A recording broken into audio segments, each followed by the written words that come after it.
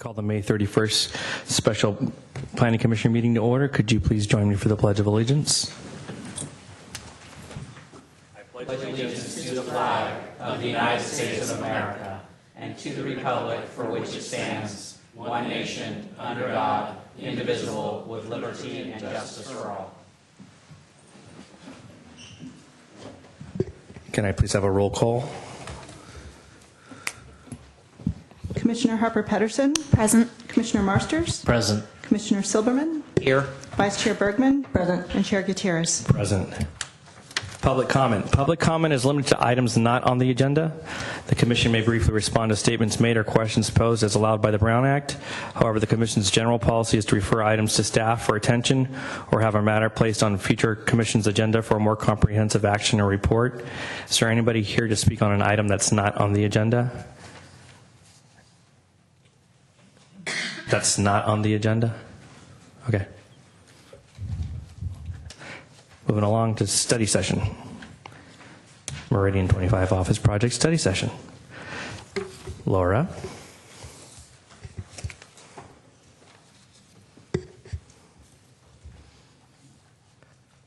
Thank you. Good evening, members of the Planning Commission and members of the public. I'm Laura Russell, Senior Planner.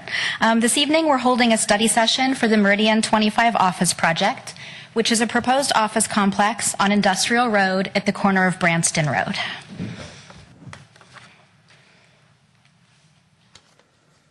So here's an outline that we've proposed for the meeting tonight. There will not be any formal action by the Planning Commission, but an opportunity to hear about the project, to receive presentations, ask questions, provide comments. So that's really the intention, to provide a lot of detail and to help everyone to understand the project. So first, we're going to have a presentation from staff. So I'll provide you some information about the background and the entitlements and the proposed project. And then the city's consultants will provide some information in regards to the environmental review.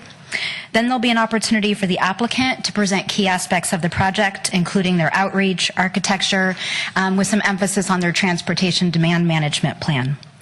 We'll be happy to receive questions and comments from the Planning Commission, as well as questions and comments from the public.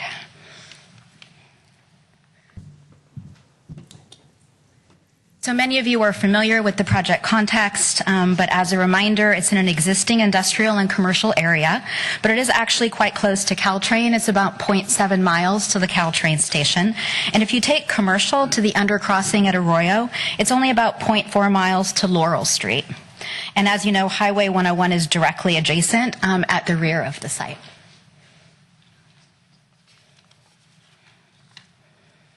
The site includes 6 legal lots right now with a total area of 7.9 acres. The general plan designation is General Commercial Industrial, and the zoning is GCI, also General Commercial Industrial. It's currently developed with 6 one-story buildings and surface parking and associated landscaping. The total area of the existing buildings is 134,187 square feet, so just about 135,000 square feet right now. These buildings and the associated parking and that landscaping would all be removed as part of the project. Here is the proposed site plan with Highway 101 at the top and Industrial Road across the bottom. The parking structure goes across the back of the site next to 101. The 2 office buildings are a mirror image of one another, fronting out into Industrial Road. There's perimeter landscaping and a central amenity space in the center between the buildings. Access to the site is at the end of Branston, at the end of the cul-de-sac there, and also off Industrial on the right of the site plan.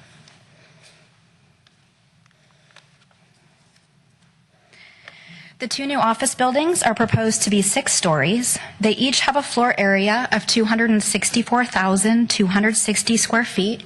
So the total proposed floor area of the buildings is 528,520 square feet. The architecture is contemporary in nature, with glass as the primary exterior material and aluminum panels and stone as secondary materials. The rendering on the left is a view from industrial. So this is the two buildings. You can see a little bit of the angle of the space in between the buildings there. And the view on the right is an interior view, basically from the parking structure. And the applicant's going to talk a little bit more about the design and architecture, but this gives you a sense as we move through the project. On Industrial Road, between the two buildings, there's a central entrance feature which leads to a courtyard. So the larger rendering is that architectural feature which kind of announces the project on Industrial Road, welcomes people into that central area. And then there's a bird's eye view of the courtyard, is the small picture on the right. The applicant is proposing an extensive landscaping plan with 78,920 square feet of planting, and that results in about 23% of the site being landscaped. On the landscaping plan here on the slide, I've highlighted the street tree portion of it because it's a pretty significant planting plan. Along Industrial, they're proposing 16 southern live oak trees. On Branston, 11 Carolina laurel cherry trees.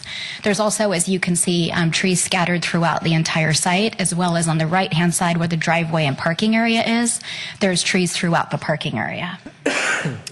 So they're proposing a total of 150 new trees. All of those are 24-inch box size or larger.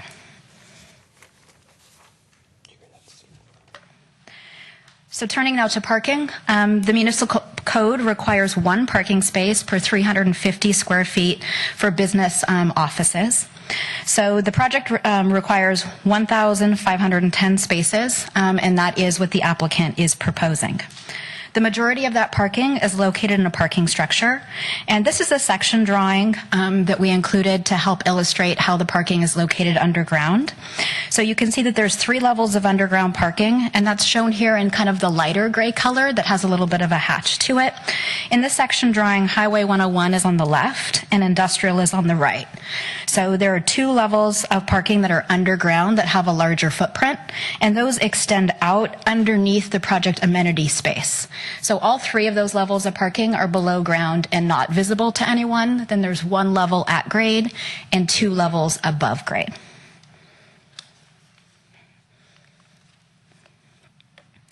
And here's a rendering of the parking structure from 101, and this also shows the top of the office building behind the parking structure. You can see that there's aluminum panels that are similar to what's proposed on the office building. There's also a stainless steel grille feature to add architectural interest to the center of the building. And so they've done quite a bit of work to make the parking structure complementary to the office building and to add some visual interest from Highway 101. There's also trees on the upper deck of the parking structure, as well as between the parking structure and the freeway. The municipal code also requires bicycle parking for a project such as this, as the Planning Commission is aware. The project slightly exceeds the code requirement. They're proposing 152 short-term and 80 long-term spaces.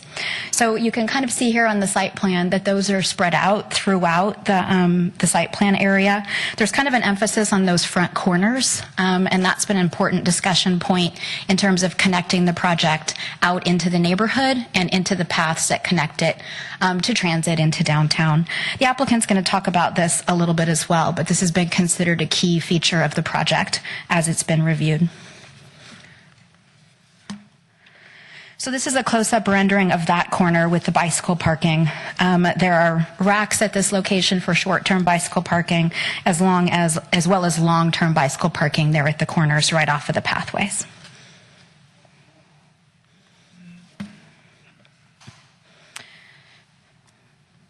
The applicant is also proposing to go into a development agreement with the city. So subject to the final terms of that development agreement, the developer will provide for off-site improvements to enhance connections to Caltrain, to downtown, and to El Camino Real.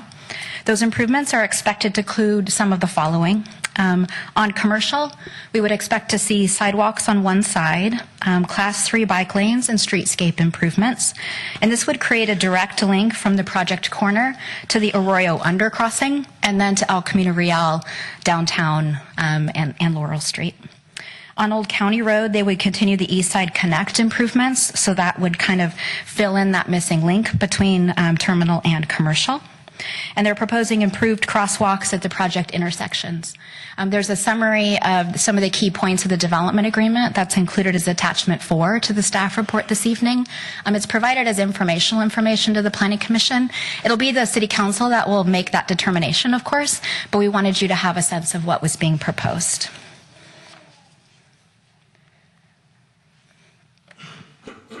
So I wanted to talk a little bit about general plan consistency before we talk about the entitlements, because we know that's kind of always the first finding, right? Is it consistent with the general plan? And so the project is consistent with the general plan land use designation of general commercial industrial, which allows, and I'm going to go ahead and read it, all retail, service, office, research and development, and industrial uses. This designation offers maximum flexibility to allow the market to determine the mixture of non-residential uses. So this classification does not have a density or intensity limit, similar to the way that general plan classifications for residential have a certain number of units that are allowed per acre. So this classification does not have that type of density or intensity limit, but the project does comply with the floor area maximum that's included in the GCI in the zoning district. So the applicant has tried to comply with the intent of the zoning, which of course implements the general plan.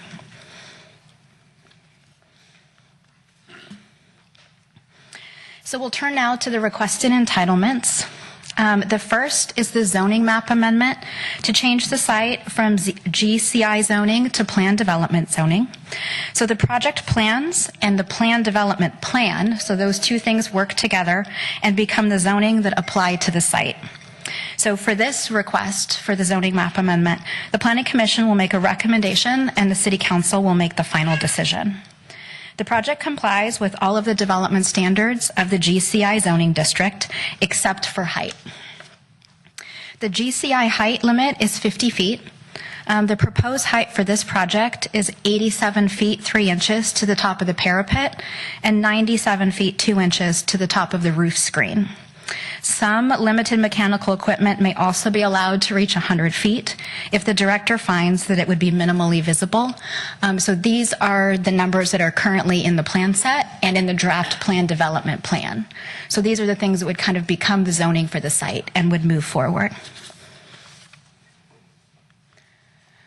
So to help everyone understand what that means, we included this slide, and the applicant will talk more about height in his presentation. But this rendering has the orange and yellow lines to show those two different heights that I was just talking about. So the roof screen is architecturally integrated into the middle of the building, so that portion is taller. We really worked with the applicant to make sure that there wasn't just kind of one of those roof screen boxes that sits in the middle of the project. So they've changed this a couple of times in the course of review to try to integrate it architecturally into the site. So the roof screen section, that middle portion, would be the 97 feet. And then the majority of the building would have the lower height of 87 feet 3 inches.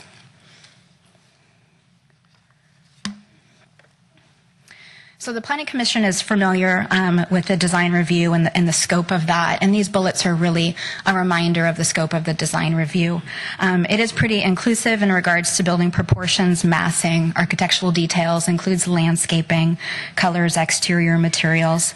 And the applicant will talk a little bit more about the design and some of the revisions as a result of community feedback. And the city's peer review architect also reviewed this project and provided a fair amount of feedback that has been integrated into the plans that are now in front of you.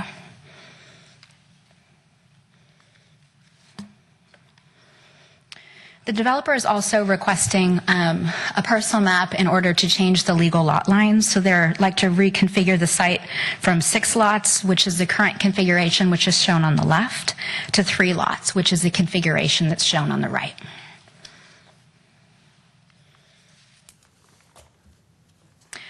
So now we can talk a little bit about the grading and dirt haul request.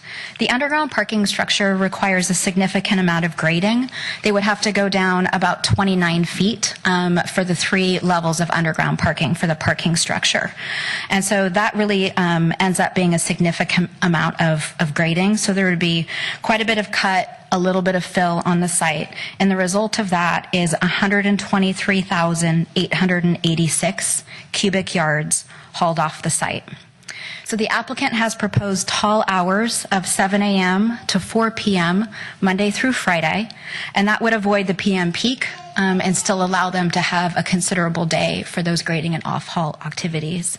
And then 9 a.m. to 4 p.m. on weekends with no holiday work allowed. The applicant's engineer has estimated that it will take about 78 truck trips per day, and that would be for a duration of about 4 months, with the total number of truck trips being 6,195 is the estimate. So the haul route is very important given the scale of that grading operation. So arriving to the site, they would exit on 101 South via Britain, turn right onto Industrial, right onto Branston, and into the site. Only if they were required to, because of the location of where the trucks were coming from, really only if required, they could exit on 101 northbound at Whipple and turn right onto Industrial. Per the draft conditions of approval, which are included in your packet, trucks would be required to line up on site. They would not be allowed to queue onto Branston to minimize any impact onto surrounding businesses. So when they're leaving the site, they would exit onto the site onto Branston. There's a light there, of course, and then turn left on Industrial, where there's another light, to take the left onto Britain to 101. They are, and I want to make sure everyone's clear, they are not proposing to use Holly at any time for the dirt hauling operation.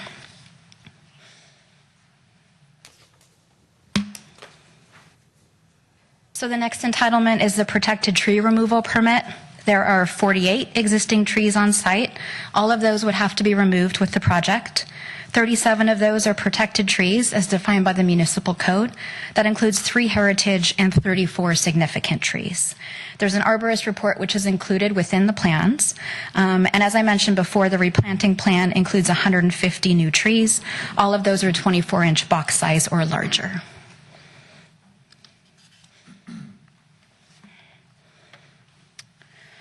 The applicant is also required to submit a TDM plan. That's a requirement of our code. They're going to talk about it in more detail, but for the purposes of this part, I want to remind everybody that they're required to reduce their vehicle trips by 20% from the standard ITE rates. That's required for the life of the project. There's regular monitoring and reporting that's included in the plan, as well as within the draft conditions of approval. And the city can require them to change the measures that they're using for trip reduction if they're not able to meet the 20% target for some reason. And they'll be talking about it in more detail. The project also requires review by 2 outside agencies, so I just wanted to mention that for the Planning Commission and for the members of the public. It's required to be reviewed for airport land use compatibility, and the first step of that process has already happened. The Airport Land Use Committee has reviewed the project and recommended that it be found consistent with conditions, which are kind of routine conditions and consistent with the type of conditions the city would impose upon a project. It's also required to be reviewed for the San Mateo County Congestion Management Program. So this is for any project that produces more than 100 more peak hour trips. It has to be consistent with their TDM requirements. And so they have reviewed the plan and found it to be consistent.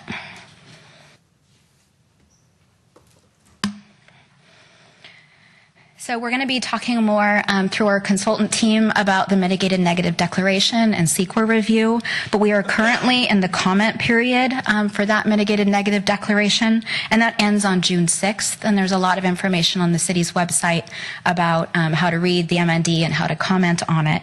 And so in regards to community outreach, what staff will be doing is compiling all of those public comments on the project, as well as on the mitigated negative declaration, and we'll be presenting those to the Planning Commission at the upcoming public hearing.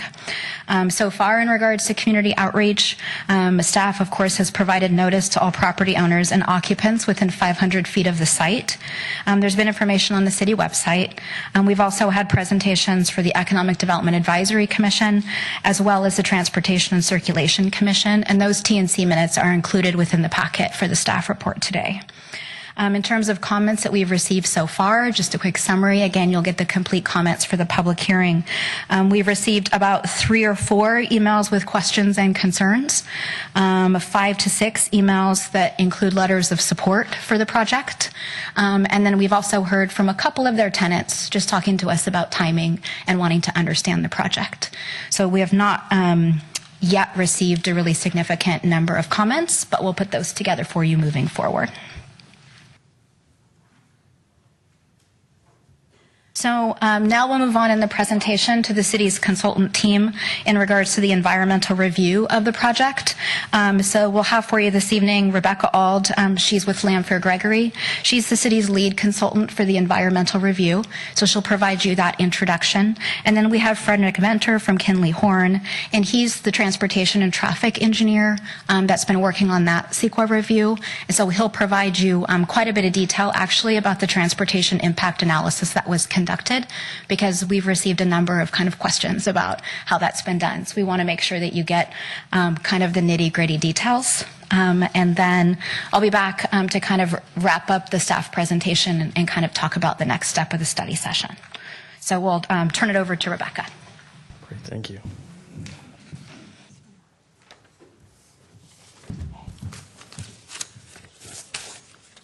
Good evening. As mentioned, I'm Rebecca Auld, Senior Planner with Lanphier Gregory and the lead environmental consultant for the project.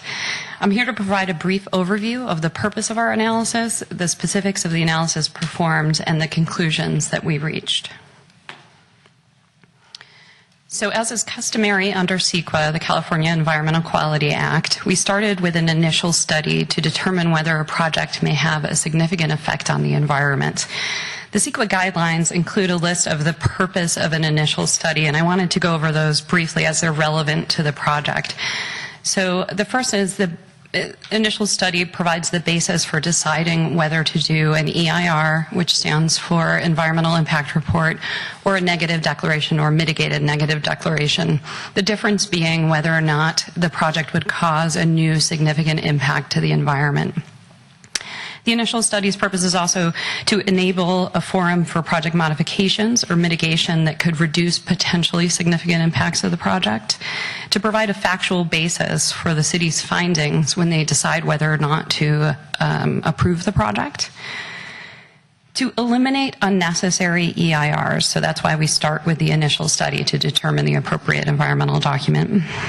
And to determine whether there is a previously prepared EIR that covers the current project for at least some of the impacts that are potential. Okay, so as noted, we started with an initial study, and this initial study analyzed all of the project impacts and all of the environmental topic areas under CEQA. And we included technical documentation wherever necessary to support our conclusions. For this project, because it's a relatively large project for the city of San Carlos, we made sure to have the documentation necessary to support those conclusions. This included modeling of emissions for both air quality and greenhouse gas, record searches and coordination related to cultural resources, including Native American resources, a geotechnical investigation of the site soils to make sure that we had characterized them appropriately, environmental site assessment to determine a history of contamination on the site, and a transportation impact analysis, the traffic study, which, as noted, Frederick will go over in more detail. So also, as I mentioned on the last slide, we considered whether impacts were adequately addressed in the general plan EIR, because this project is within the area covered under the general plan and is within the growth assumed in the general plan EIR.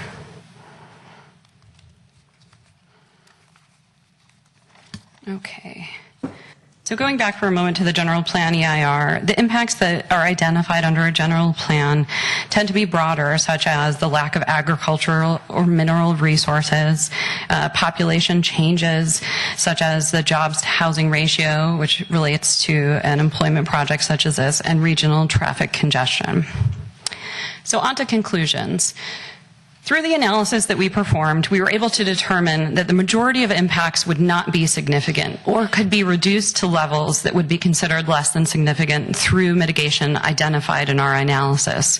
So to go over really briefly potentially significant impacts and the mitigation that was identified, during the construction period, construction vehicles would generate emissions and also dust. So per the Air District standard procedures, there's mitigation requiring implementation of basic construction measures to control those two things. There's not a lot of biology near the site.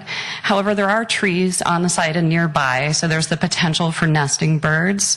So right before construction starts, a biologist would go and identify any active nests that were occurring at the time, and if any were found, to create a buffer area around those nests so that they would not be disturbed. So again, there are no known cultural resources on the site. However, since the site was developed, there's been some changes in the rules about what's considered significant, specifically as it relates to Native American resources.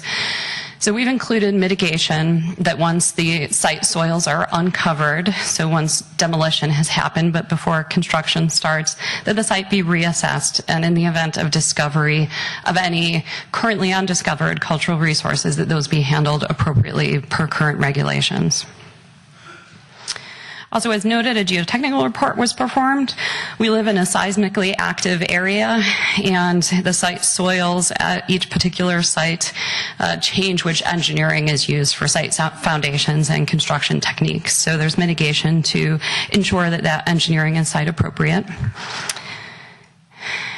Next is, there were contaminants previously discovered on this site. They include a tar-like material in the soil and chlorinated solvents in low levels in the groundwater.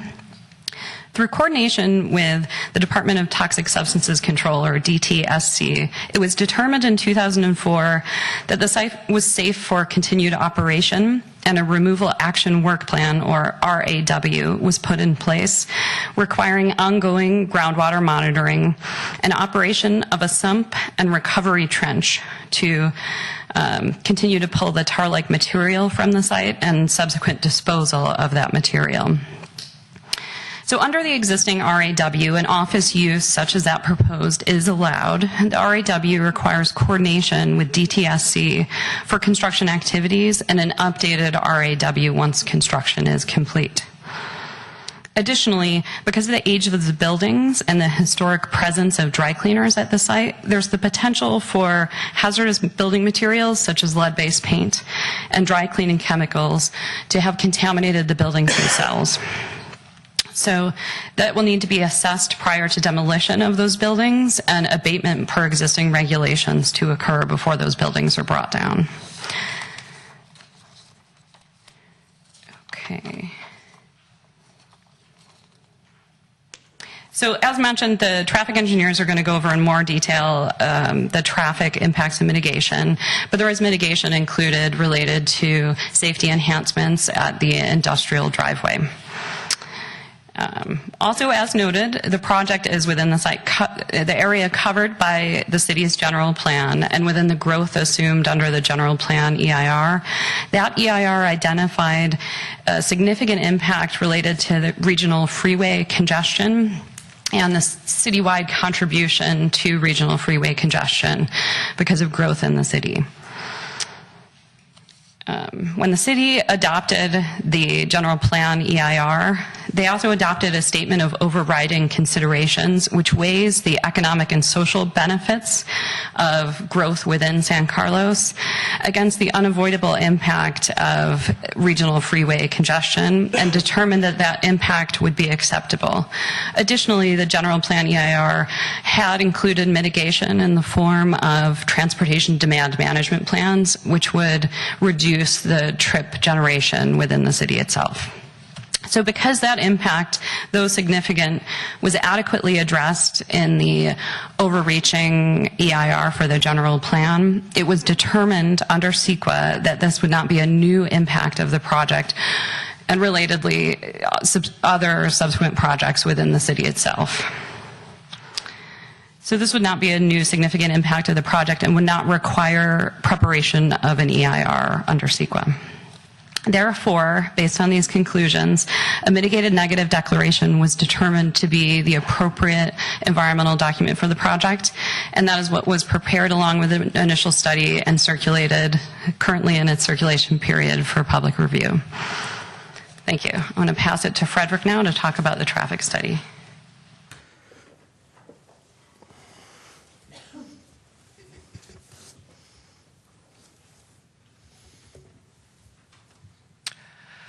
Good evening. My name is Frederick Venter with Kimley Horn. I'm going to walk you through the traffic analysis and the findings of the traffic impact study. So we always start with trip generation. I have to share that the full traffic analysis that was conducted here is consistent with all CEQA requirements, whether it would be a mitigated neg deck or an EIR, full consistency with methodologies required by the city and San Mateo Council of Governments and Caltrans. The total new trips for the project would be 492 AM peak hour trips and 364 PM peak hour trips. We've given credits for existing users on the site where we utilized ITE trip generation for these users, which is a reasonable assumption, especially since there are quite a few vacancies on the site and we did not know what those were. We did go back historically and add some information on some of the historic uses and applied that to the trip generation. This is a summary of the trip generation table that is in the traffic impact study. The first row shows the office building of 528,000 square feet. That's the proposed project. It would generate 725 AM peak hour trips and 670 PM peak hour trips. That's gross. Then the applicant gets credit for the existing users. And like I said, we use the ITE trip generation for light industrial, health and fitness, office building, and then a shopping for the shopping-related uses. We also calculated from the Urbemus model and is also consistent with data for the city an approximately 10.9% reduction for context trips that would relate to a reduction in that net demand. So that would be people that could bike, take the bus, walk, carpool to the site. The applicant will talk a little more about the travel demand management plan that was prepared. The city's goal is 20%. We took a 10.9% reduction. So the analysis is actually slightly conservative because we only took 10% or almost 11% and not the full 20% reduction. Trip generation, we use the city's general plan traffic model to determine trip generation and distribution from the site. Approximately 36% of the trips would go north on 101, 20% south, 5% north on El Camino, 7% south on El Camino Real, 9% would go to Redwood City, and 23% of the trips would stay internal to San Carlos.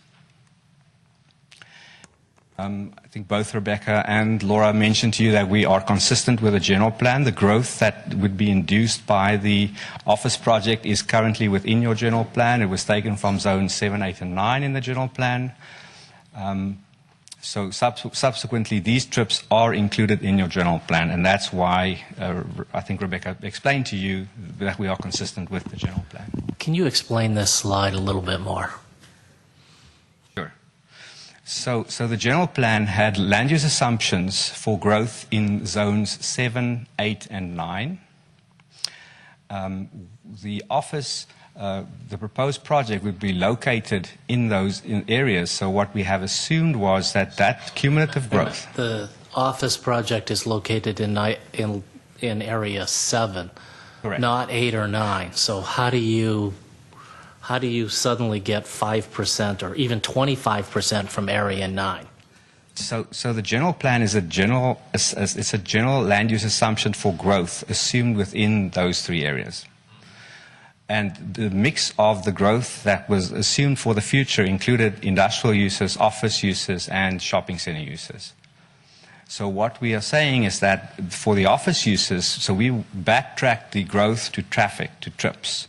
And we said the number of trips that would be generated by the future growth in this area, we worked them back to the project and say the project would generate so many trips, so we would subtract that from the general plan growth. So essentially what you're saying is 100% of the office trips would be coming from this project. Not quite. The 100% of the office trips is included in the growth from your general plan. Right. And you've got 100% of the trips right here. Yes. But that's the trip, so that's the growth in those three areas. The trips go everywhere else. They distribute. Right. But of the traffic that's supposed to come from office buildings, 100% of them are going to come from this project. No, that's the incorrect analogy. We took the mix of the assumptions for the general plan, which would be industrial traffic, shopping centers, so commercial traffic, and office traffic. So let's say that three areas would generate 1,000 trips.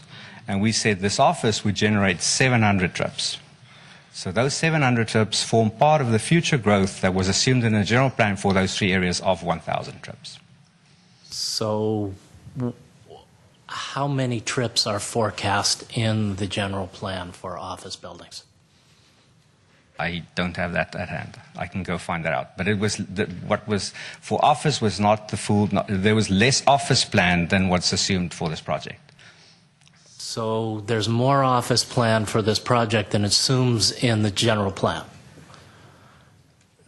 Yes. Okay. So already there's more office plan for this project than is allowed under the general plan. The analogy is incorrect because, like I said, the general plan assumes certain land use assumptions. So within all the land uses that would build out in zone 7, 8, and 9, we are less than all the land. The trips that would be generated by the office project is less than the total general plan growth for 7, 8, and 9. That was our assumption. We did not go back and say only office. Okay. Will you do that? Will you look at what's allowed for office and tell me whether it's more? Good. Yep.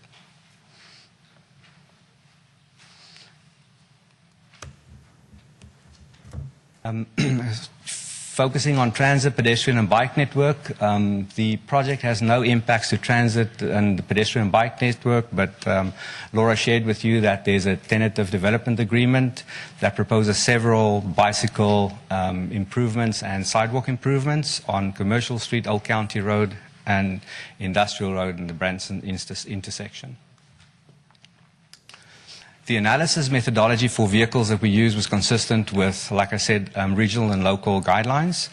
We used the 2010 Highway Capacity Manual methodologies between the city of San Carlos, the city of Redwood City, and Caltrans. The measures of effectiveness that we use is level of service and volume over capacity and on the freeway density of vehicles. For the freeway segments, level of service and delay, V over C for intersections and vehicle density as well. The significance criteria that we used for the traffic analysis for Caltrans is level of service C, and it's based on delay at their intersections. For the congestion management program, their standard is a level of service E, and for intersections, if the base is deficient, the V over C should increase by more than 0.01, you would have a significant impact. If it decreases beyond the E, we'd also have a significant impact. For Redwood City, the level of service standard is a D. If it's less than a D and the increase in delay is more than 5 seconds, you would have an impact. And then for the freeway and E. So what we found was with these that we did not have any impacts that were significant and unavoidable at the intersections except on the freeway. This map shows the study intersections, distribution from the site onto the city, local, and regional street network. For existing conditions, so we took the project and added to existing conditions, the intersection of Industrial and East San Carlos Avenue would operate deficiently, but the city has programmed a funded signal for improvement in the next year, and with the implementation of the signal, the impact would go away. Freeway segments, southbound 101, there would be significant impact. And as Rebecca mentioned, within the general plan, these deficiencies have been adopted already. For cumulative conditions, no significant impacts have been identified on the intersections except on the freeways, southbound 101 Hillsdale to Ralston, and southbound Ralston to Holly as well. And again, these deficiencies have been identified in the general plan as well. Site impacts that we've identified, if you look at this graphic, intersection number 20 and 25, so 20 is commercial, 25 is the site impact. So it's sort of an offset intersection. And you're running the risk that left-turn vehicles could have head-on collisions if they don't know who's got to go first and who's waiting. So there's a recommendation to actually construct a median at the intersection number 25 and only allow right-in, right-out movements. We've discussed all the impacts. I think Rebecca went through them as well for existing and cumulative and the site access impacts. So only the freeways are impacted, significant and unavoidable. And then the site impact is the right-in, right-out access. Can I ask one more question before you leave? Sure. So, am I to understand that the traffic is based on a model? The distribution is based on the model. Okay. And Generation is based on ITE. generation is based on? On the Institute of Transportation Engineers trip generation guidelines. Which is a model. No, those are empirical data that has been collected in the field and is used in the transportation industry to estimate trip generation. So you're estimating based on a model. The model has been developed based on travel patterns. So the model reflects existing travel patterns and anticipated future travel patterns. So yes, it's an based estimation. on a model. Correct. I mean, you didn't go out and count cars. We counted cars for our existing conditions. For your existing conditions. Correct. How does that vary different?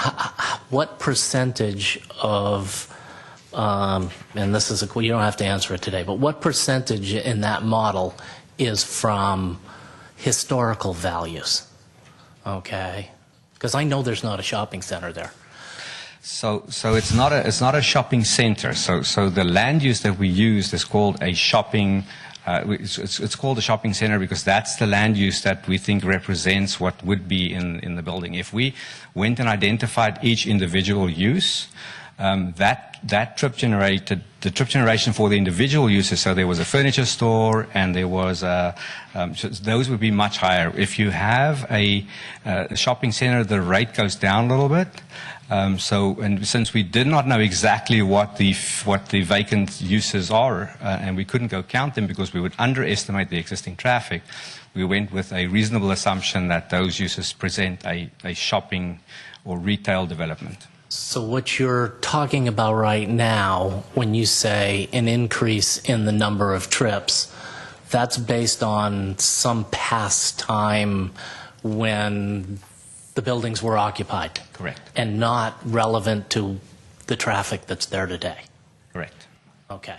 So essentially, the traffic trips that are really going to be there are going to be much higher than what there is today. Correct. And based on that, does now those numbers become significant? No, because if we brought in the if we assumed the historic uses and we would have to adjust our base as well. So the delta, the increase in the traffic would still remain the same. So that delta that formulates a significant impact would stay the same. But you just said that the number of trips is actually going to be much more than what you actually have for the increase in trips, right? So we counted, so we used the existing, so for the existing use, we need to give a reasonable credit to the applicant. That reasonable credit we assigned by using the ITE trip generation rates. If we had counted the traffic because of all the vacancies, those trips would have been a lot less than what that credit could be. one could argue that somebody could move in, if let's say developer did not happen, so somebody could come in and occupy the building next week and they could generate trips that are consistent with ITE. So it's a reasonable assumption to say this is what we're assuming for existing uses of that building. But that doesn't really reflect the reality of the situation today. No. Okay.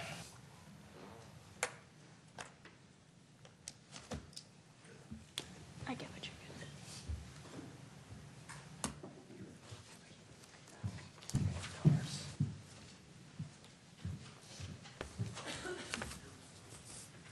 So we'll have quite a bit of opportunity for questions and more comments. That's definitely one of the priorities of the study session tonight. I just wanted to make sure that everybody in the audience is aware of what the steps are. I know the Planning Commission is. What happens after a study session such as this is that a public hearing would be scheduled before the Planning Commission, so the Planning Commission may consider taking formal action. On many of the items, the Planning Commission has the authority to approve, and then some of those items would go forward with a recommendation from Planning Commission onto the City Council for their review and approval. And if the City Council approved those items, then the Planning Commission approval of the lesser entitlements would become active. So those steps of the public hearings would still have to take place after this meeting. And so one of the things we really wanted to do this evening is to understand the Planning Commission's questions and comments so that we might prepare answers to those for the upcoming public hearing. And so we appreciate it. That's exactly what we're trying to get at tonight, is to understand your questions. And so we want to do the same thing and have an opportunity to hear from the public in regards to their questions and comments so that we might also prepare additional information in response to those. So what we're going to do is, at the discretion of the chair, we can take questions right now for staff and for the consultants, or we can turn it over to the applicant for the applicant presentation. I think let's let the applicant speak first, maybe go over some of the project highlights, and then we'll go to the public comment. It might answer some of the questions as well. So,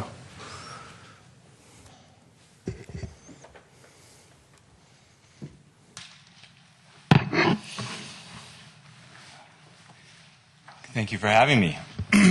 So let's see here. Through the miracle of 1 second, modern Mike. technology. I think we need to disclose ex parte communication at this point, and I would like to say that I've met with the applicant 3 times at this point. I have met with the applicant once. I've met with the applicant twice. Twice. I think 3 times, 2 or 3 times. It all blends together for me it all blends too. together. Yeah. This has been a long project, so. Well, thank you very much for having us tonight. Let me know if you can't hear me. So a little bit about who I am and who we are at Windy Hill Property Ventures. So we are a locally owned real estate business. We buy and develop and renovate apartments and commercial office buildings. One of the projects that you might be most familiar with is at the corner of El Camino and 3rd in downtown San Mateo, is currently being constructed, and that's one of our projects. And we have several others in San Mateo, as well as Palo Alto, Redwood City. Our focus is the peninsula, and we seek to really develop long-term relationships in the communities that we develop. So we'll kind of skip ahead here. So you've seen a lot of these renderings. I'm going to show a lot of the renderings, but maybe add some additional color on the architectural, and on some of the thinking behind why you're seeing this product at the end of an 18-month adventure. And so the project site, as has been talked about, is at the corner of Branston. Why is this project significant, or why does this location work? And the reason we feel this location works is because San Carlos has a tremendous downtown, as well as great access to the train. And that's really an untapped resource for office development in San Carlos. There currently isn't any office projects of this kind in the city that this proximity to the train and to the downtown. And so you can see here, we named the project Meridian 25, and some people have guessed why, but the reason why is because we are 25 miles from San Francisco and 25 miles from San Jose. And as the Bay Area continues to do what it's doing, that central location is really important for technology companies and other office users who are looking to locate on the peninsula. Let's see, it's kind of weird because I have to advance 2 separate slides here. So actually, one question that was asked was one of our bullet points. So when we acquired this project about 15 months ago, the project was 100% leased and operational. Upon acquisition of the property, we commenced the development process. The property was acquired as industrial land from the builder of the property, Don Tanklage. And so it operates, functionally as an industrial project, but we really felt like that because of the general plan and the zoning that allowed for 2.0 FAR density, that it was a good opportunity to try and make an impactful project here in San Carlos for office users. As the project was 100% occupied, we had a lot of ma and pa businesses. We had a lot of service businesses. So, for example, a Degree HVAC or Signworks, who are some of the local tenant or companies here in San Carlos, they had fleets of trucks that would operate at the project. There's also several tile stores. There's a hydroponics store. I'm not sure what they do, but you can assume. And so those businesses were very concerned. And so we've made a very concerted effort at the beginning of our entitlement process to allow those tenants the flexibility to vacate the project whenever they wanted to. So, for example, Signage Works, he went and found a new location. He asked us for 90 days to prepare that location, then he asked to move out. And so at this point, the project is the better part of 65% vacant. The reason we've carried it at that vacancy level is because we don't, one, we felt like we needed to treat the existing tenancy in a way that they could have some predictability. Again, these are small businesses. And also because it wasn't practical for us to re-tenant the building at this time until we're through the entitlement process. So this is an aerial view of the site. And there's 6 industrial buildings, as has been discussed. There's various uses on the site, from fitness to retail to warehousing to industrial to true industrial. And then really there's quite a bit of just general office on the site. We're proposing 2 leading-edge Class A buildings, 3.5 acres of landscape and open space. This is probably one of the things that we're most proud of as developers. No asphalt jungle.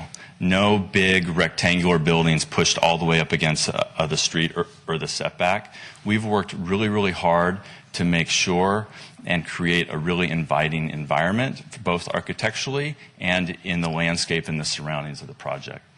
The project will be built to a LEED Silver standard, which will be a big improvement based upon the current site use. So let's talk for a minute about environmental, and I'm fine, incidentally, if there's any questions throughout this process, feel free to ask them. So the site was heavily impacted in the 1950s by recycled oil. So this used to be actually the edge of the bay prior to this site in 101 being created. And so folks would back up. One of the companies who used to do this actually still exists, but they would, won't be named, and they would dump the oil. It was recycled oil out of tractors and trucks, things like that. That oil possessed not just oil, but a lot of contaminants. And once the site was constructed in the 70s, the site acted as a cap, essentially. The asphalt and the buildings are almost at 100% coverage. And so there was nowhere for those contaminants to be reintroduced to our open environment. Throughout a period of time, that has no longer been the case. It will find a way. And so the prior owner did a very limited investigation and entered into, actually he never entered into the RAW. That was something we did after acquisition. And what the RAW did is it basically says, monitor it and don't touch anything. Don't dig holes, don't disrupt it, and if you do, you have to tell us. But for really the life of the project at this point, we're not obligated or required to do anything other than monitor, remove approximately 20 gallons of oil a year, which is what seems to be coming up at this point, and don't dig big holes. As part of the redevelopment, we elected to work with the DTSC, but also because of meetings with local community stakeholders, we found that environmental was a hot button in San Carlos. And so we went ahead and engaged the Environmental Protection Agency at our own election, and went ahead and pursued and have now fully executed an agreement with the Environmental Protection Agency, which will govern and supervise the redevelopment of the project. So the DTSC is a wonderful governing body, but the kind of contaminants that are on this site aren't really their shtick. And so the EPA will be able to make sure that we can assure the general public that the site has been remediated. One anecdote on this, our interests are completely aligned. We are going to invest a lot into a project like this, and the last thing we would want is for there to be any question as to whether or not it posed a threat to the occupants of the buildings, the general public, etc. So the buildings will be protected with a vapor mitigation system, as will the garage. The reason for that is there's off-site contaminants up gradient from us that are nastier than the stuff that's on our site. And so we want to make sure that these buildings will be protected for their lifespan from any sort of contaminant. What the vapor system does is it makes sure the indoor air quality stays acceptable. Okay, so I gotta do this here. So as was discussed, the project complies with everything in the zoning except for the height. And so we're requesting a height increase, which is outlined in the planned development zoning findings. And the project, we feel, will be much better because of it. And so in addition to some of these things I'm going to talk about, I think that there's also some other public benefit that will be associated with this height increase. So some of the benefits of the height include increased project setbacks. So you can see here I've highlighted two areas that show increased setbacks at the corners, which are where the project could potentially be most impactful as you're driving past. We also curved the front facades of the buildings. Again, as you pass the project, the buildings aren't abrupt, but they come to you. The L shape is very deliberate. So that actually isn't an ideal shape for an office building. Rectangles are better. They're more efficient. But the purpose of the L shape is to draw the majority of the mass of the building as far back into the site as possible. So you can see additional things to talk about. There's significant bicycle and pedestrian-oriented amenities. Unfortunately, this laser pointer doesn't work on TV screens. But at the front two lower corners there, you'll see that there's separate entrances for bicyclists as well as pedestrians. There's a large central gateway element right in between the two buildings, which we're going to talk more about. Oops, was that me? I'll go back. There is parking. So this garage has been quite the endeavor to try and figure out a way to minimize its impact so that it would almost be invisible. And we're going to talk more about that. But through the height of the building, we've been able to create 3.5 acres of open space, which we feel really, really excited about. And then we've gone through great lengths to make sure that this isn't just a landscape, but that it's a really powerful landscape. That it's, we wanted to err on the side of over designing the landscape rather than under designing. And so when I think you compare a project like this to things you'd see in Redwood Shores or other local projects, it's this is going to set the standard, I think, for what a development project should look like from a landscaping perspective in San Carlos. Those two corner elements we're calling pocket parks. You're going to hear me use that term again, so I just want to flag it here. This is our tree plan, which is the city has already talked, or city staff, Laura already mentioned about. You'll notice there's trees everywhere. There's trees on top of the garage, behind the garage, on the front, on the side. The two tree species that we selected on the front of the side were selected for a very obvious reason, and that was to provide maximum coverage in as quick a time as possible. So you'll see it's really going to be a tremendously attractive landscaped environment versus what's there today. Let me catch up here with my notes.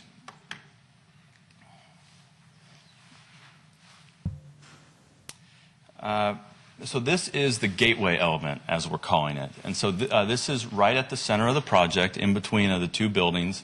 We're standing across the street on Industrial, and we're looking back at the project. So you can see there's, outdoor benches of varying types. There's concrete benches, there's wood benches, there's, furniture, there's all sorts of things out here to help engage people and to create a pedestrian environment. So that was our goal for the front of this project, was to create a pedestrian environment.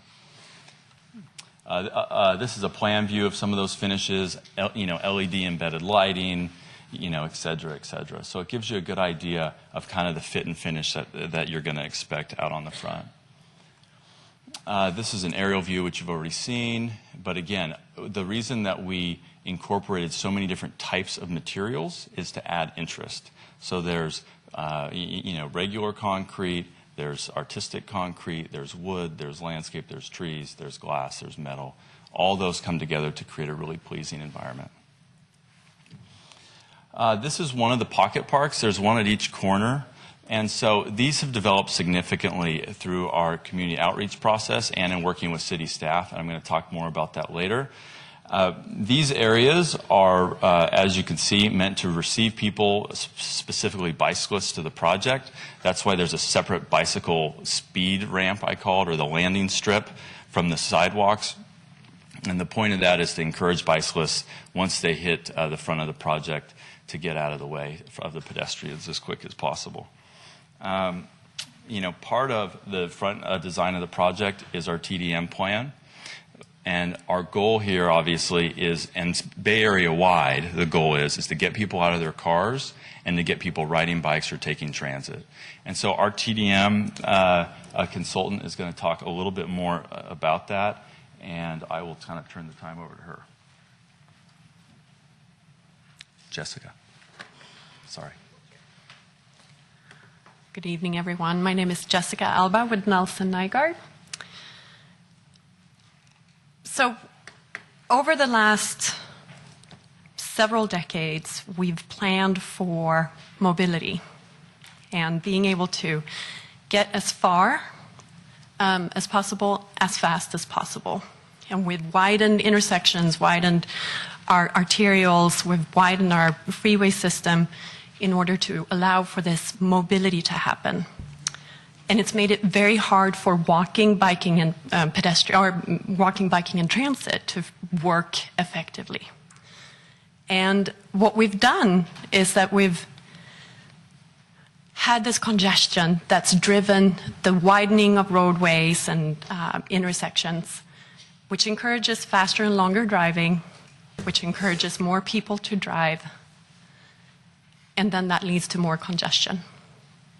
And this continues, and we're now at a point where it's really hard to squeeze in more lanes, more turn lanes, wider intersections into our footprint, into our existing cities.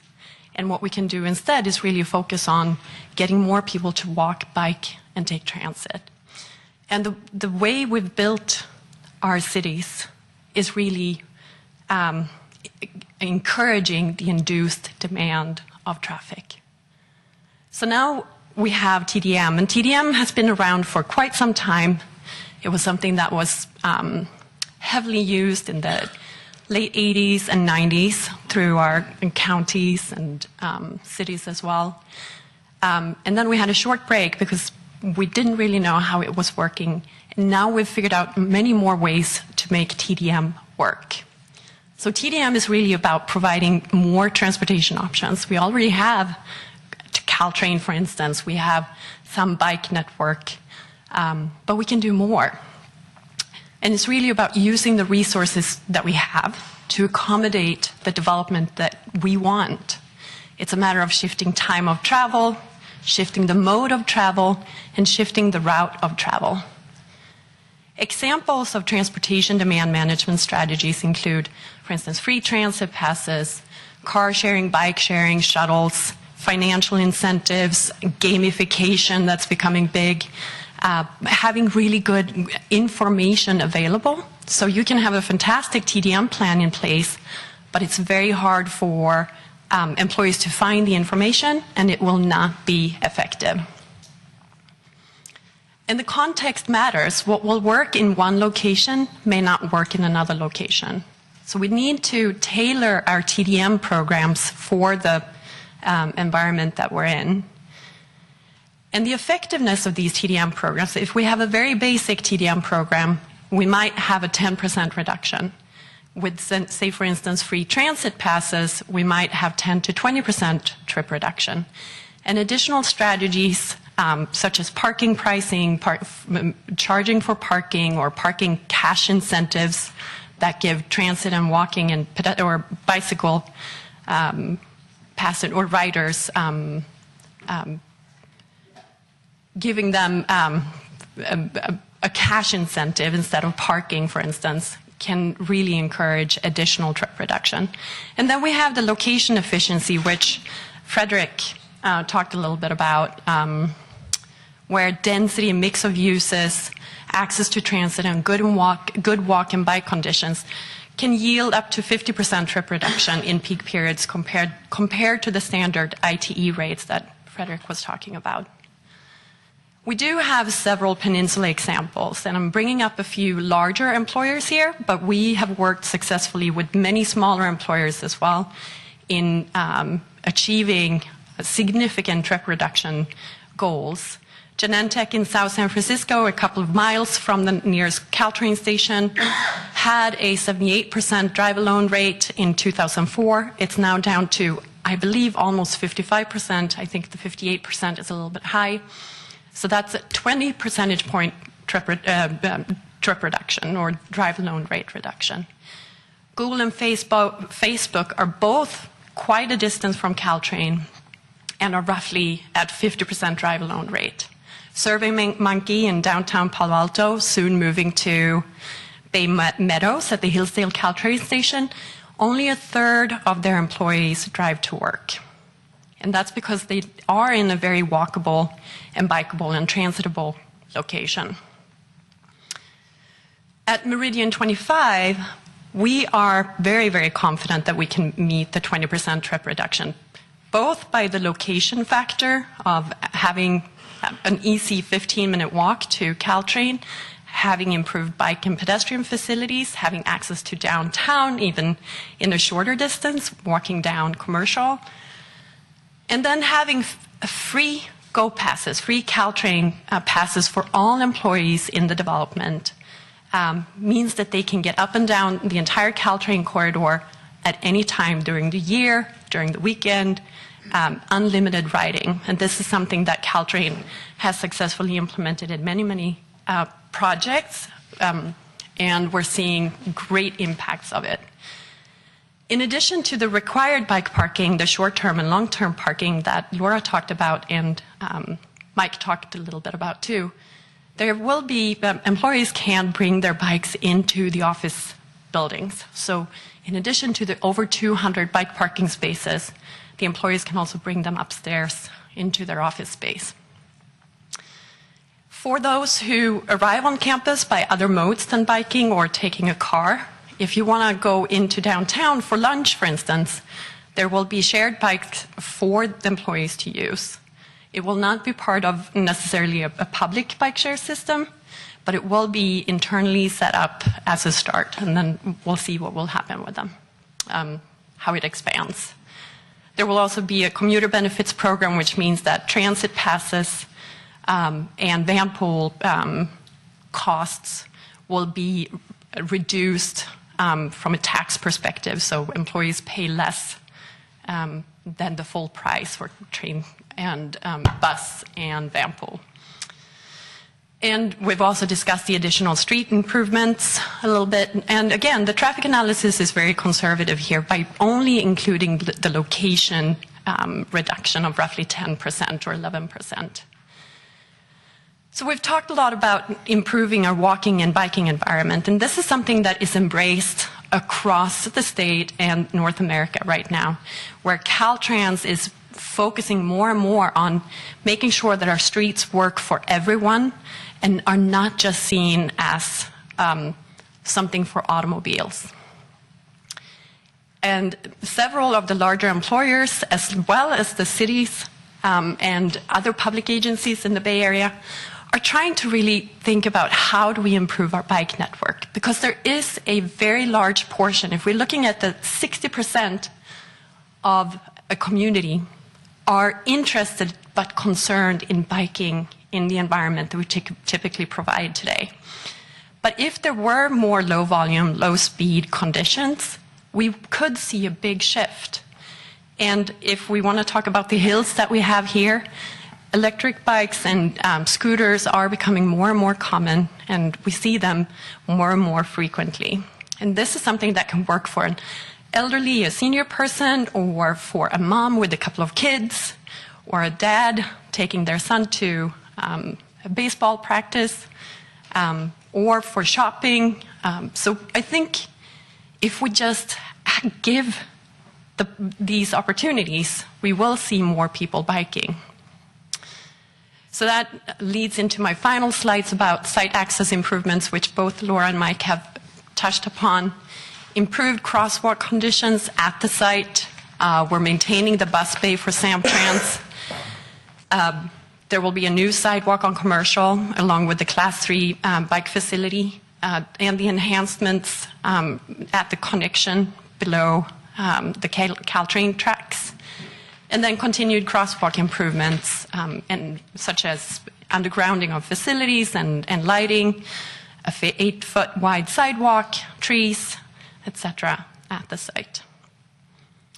And finally, there's a lot of change happening in technology that we can't ignore, that we need to take into account into our projects, where we see more ride sharing, actually even carpooling, becoming more and more common again, because we now have better tools. We have dynamic scheduling, similar to Uber and Lyft, but between a driver and a rider. And the only costs associated with, no one is going to make money on it. It's more just a sharing of the costs of driving between an origin and a destination. We also have driverless technology, which could come, especially here in the Bay Area, very, very soon, where we could see big shifts in how we treat our parking garages, how we treat our loading zones, and other technology that is just out there waiting to happen. Thank you.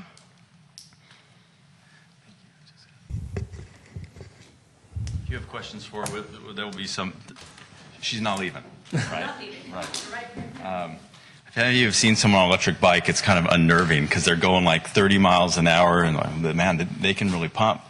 One thing I wanted to mention, because I think that it was confusing to me, our TDM plan would have resulted in a reduction of trips by 20%. The traffic impact report that the city did only gave us credit for 10 of it. So, of course, my question as a developer is, why don't we get credit for the rest of it? And I think the reality is that we wanted to be conservative.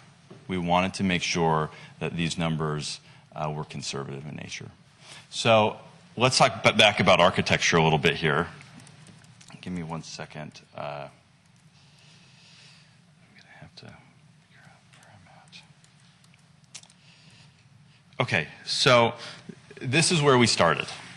So this represents 2 office buildings, the Central Pedestrian Plaza.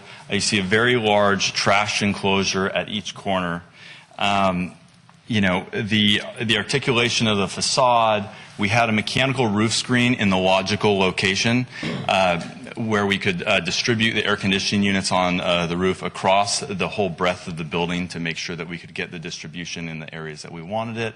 And it made a lot of sense to have the garbage at the front of the project so that trucks could come in, get it, and get out of town. Upon meeting with community stakeholders and city staff, we got a lot of feedback. And let me go here. Let me see. There we go. So these are some of our meetings that we did in the early stages and then throughout our design process. This doesn't even encapsulate my meetings, for example, with planning commissioners, my meetings with the GESC board, former board and current board, my meetings with the Rotary, my meetings with the chamber, my meetings with SCEF, my meetings with the school board, my meetings with on and on and on and on and on. So a lot of outreach, because we really wanted early on to get a lot of feedback on our design, on the concepts, on, you know, what we were putting out there. And so this was the product of that feedback. And so you can see, I'll go kind of flip back and forth if you'd like, but essentially the corner of the building was what got the most concern. So we had already cut out the corner, we'd already curved the facade, we'd already brought the mass of the buildings back through the L shape. But what we did is we went ahead and we cut a balcony into the front of a corner of each building, and we also moved all of the garbage and service inside of the building. So rather than have those outside in a large enclosure, we eliminated that enclosure. That enclosure is, you know, I don't know what the percentage would be, is a sixth of the size or an eighth of the size of the original enclosure, and now it's predominantly for bike parking. The other big design shift was the entire front facade of the building. So city staff as well as community stakeholders really didn't like what we had come up with initially. They felt like, you know, we had a big concrete bench along the front of the building. They felt like that was too much of a separation of the project from the sidewalk at Industrial Road. And they wanted us to make this feel much more pedestrian, where someone walking by the project would feel very connected to what they were walking past. And so that's where a lot of these changes came from, and we were happy to get a lot of that community feedback early on. Let's see here. So in this corner that we focused on a lot already, this is just a different view, and it also shows you some of the material makeups of what is going to be put there. You know, it really gives you an idea, especially if you drive by the project right now and see what's there now. It gives you an idea of again, the feel and the fit and finish that we're going to see here on this site. It's a very detailed design to make sure that we captured all of the elements that city staff and the general public wanted us to. Looking at this view into the central courtyard, again, isn't it nice to see something that isn't asphalt? So you have 3.5 acres of open space. And so, you know, even as you view back from the gateway element, as you're driving by this project, you're not seeing asphalt, you're not seeing cars. And I'm going to show you what we did to the garage to make sure that you won't see cars when you drive by the front of this project. Let's see here. Okay, so this is, I can't laser point, the top one is the front of the garage that faces the buildings, and the bottom two are the back of the garage that faces the freeway.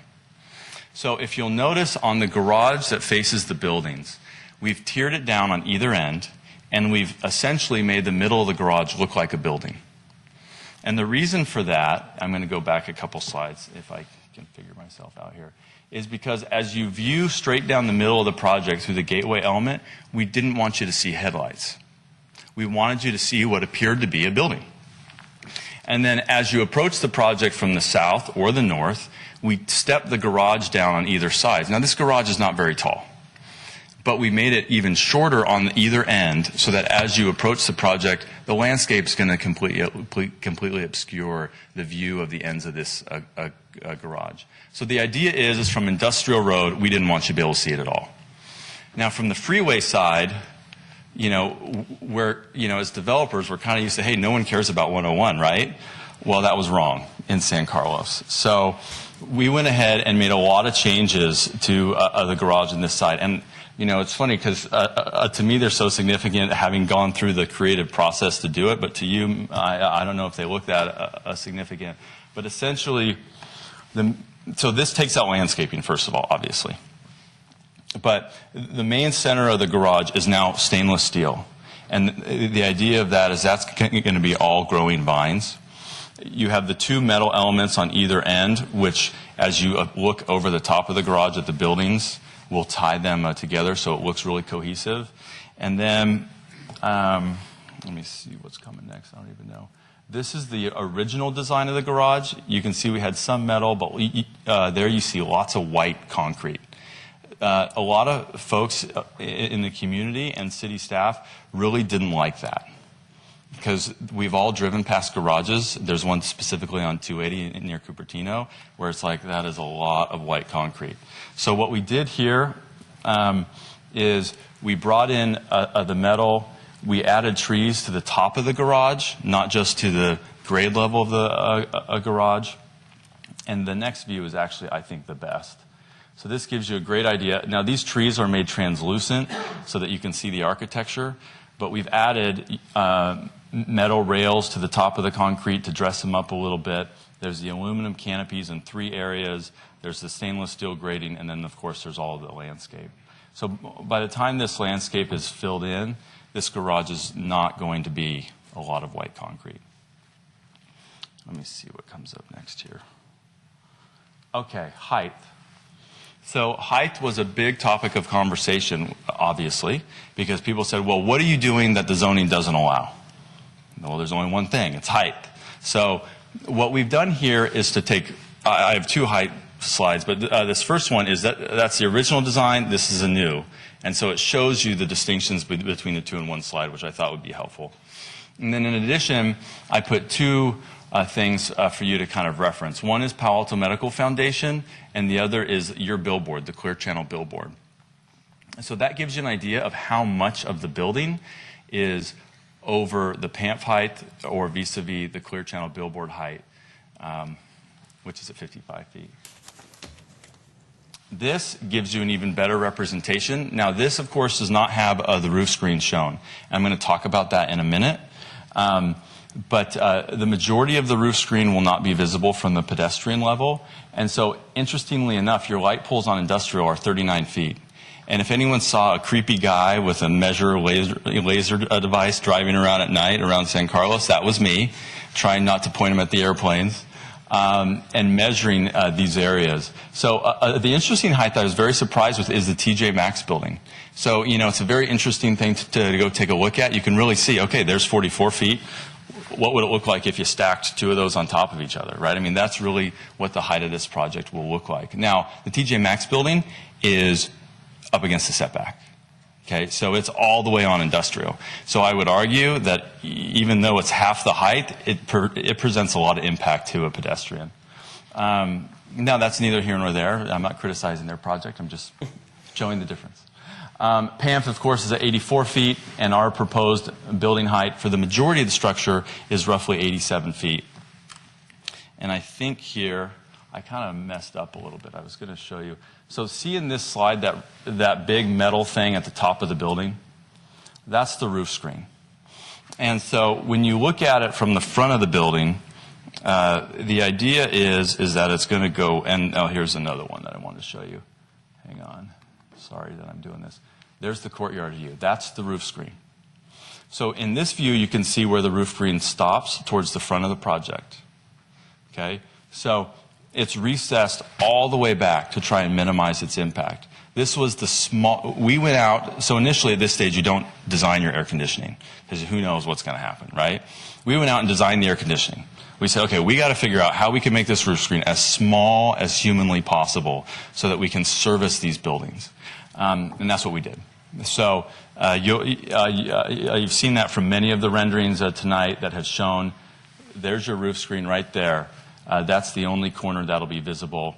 It doesn't come any further forward than you see there. And from the freeway view, the entire back of the building is absent of the roof screen. It's just inset to the courtyard. And so that part of the building will have the roof screen on it. So we did the best we could there to get rid of that mechanical roof screen. I think I'm about done here. So, construction on haul routes. This was another thing that was brought up by a lot of community stakeholders is, well, tell me how you're going to get dirt off site. So the first thing to remember is there are trips generated by the existing project, like the truck consultant talked about. So we're only talking about haul routes if those buildings have been torn down. So there is no existing uses on the site at that point. Now, what we've done is we've worked with our consultants to make sure that we had a route that was practical, that would allow us to keep the public safe and do it quickly. So this project benefits immensely from Branston. Branston has a stoplight.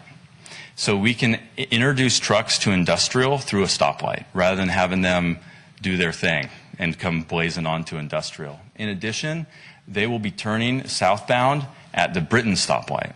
Again, a huge benefit for us. Every intersection where a truck is going to be making a major turn is going to be a stop-lit intersection.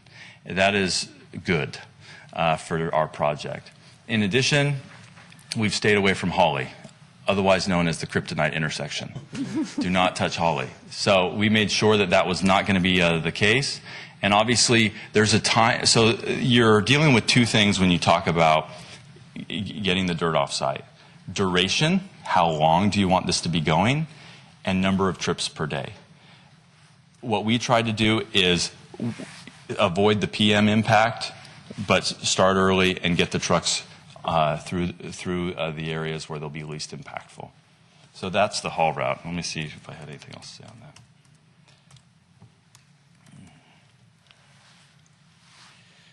Okay, I'm almost done, I promise. There are three financial benefits that are quantifiable right now today in this meeting. And then there's lots of other things that we can muse about. But those three include property tax assessment. When we bought the project, it was paying very little in property taxes. Today, our assessed value would be paying somewhere around $350,000 a year in property taxes. At redevelopment, this project is expected to generate more near $4 million per year in property taxes. And this shows you how those taxes get divvied up in the county of San Mateo. And so, $530,000 to the general fund, $1,560,000 to San Carlos schools. Anyone who understands revenue limited, et cetera, understands what that number means. And various other dollars going to, other entities in the community which have a direct impact and indirect impact to San Carlos residents. The second category or benefit is the pedestrian street improvements. So this is going to be done at our cost and essentially, at the applicant's cost. And essentially what we're trying to do here is extend the East Side Connect improvements as well as build improvements that'll help generate the kind of environment that folks who I talk to in this part of the community really wanted, i.e. a more pedestrian, a more residential feel in and close to the neighborhood that's some 700 feet away from the project. So Commercial Street will get a real sidewalk. We looked at doing sidewalks on Branston, incidentally, and with the concrete plant, it's not practical, it's not safe. And the benefit of Commercial Street is there's a crosswalk that goes right into our project from Commercial Street. In addition, the Arroyo Underpass is a tremendous benefit. So we'll shoot people from the project through a crosswalk, directly up Commercial, directly under Arroyo, directly over El Camino, directly into downtown. And then to connect them to the train station, we're going to go ahead and connect Terminal to Commercial Street to allow them to be on that side of the platform, or again, they can use the Arroyo Underpass. So these improvements include getting rid of old railroad tracks, tree bulb outs, light poles, et cetera, bike lanes and sidewalks. So if we go from the proposed public benefits, about $3.9 million is the street improvement. In addition to that and this is what's included in the development agreement, by the way. An additional category in the development agreement is the City Street Rec Improvement Fund. That's essentially a discretionary for the city, and that's I think it's about $750,000 of the total is in that category. In addition, there's some miscellaneous items such as public art, pipe replacements, et cetera, et cetera. Permit fees are roughly $4.4 million. So some of those are direct city costs, for example, the cost of the city to review our plans, et cetera. But, a large portion of that is traffic impact fees. Another large portion is grading fees. So, for example, I'm going to move dirt on my site. Here's how much dirt I'm going to move. So I pay the city, I think, about $1 million. So that's kind of the total public benefit and fees section.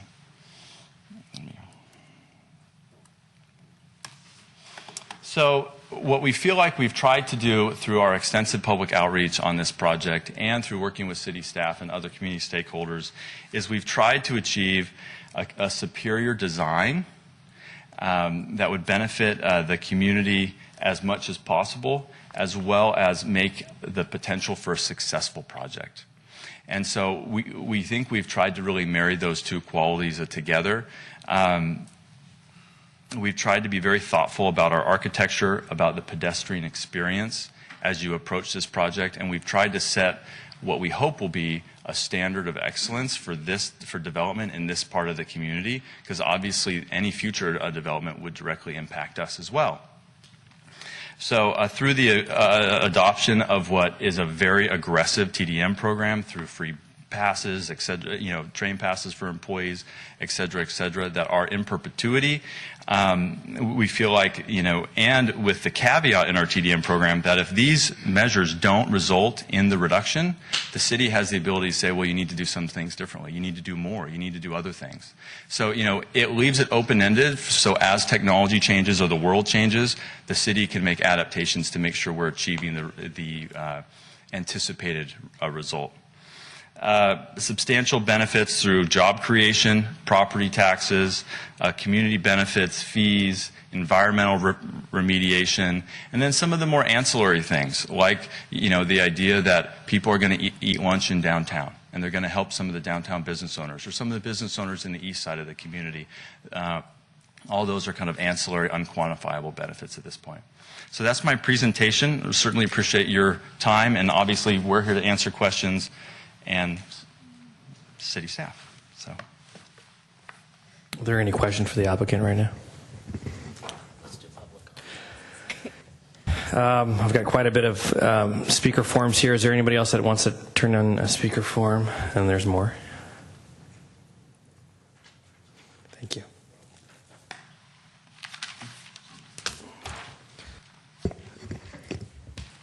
So I'm starting off with Miles Hampton.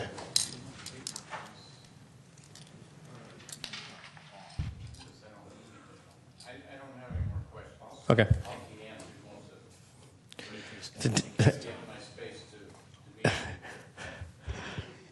Dimitri's going to take your time. Is that what you're trying to tell me right now? All right. Scott Yankee.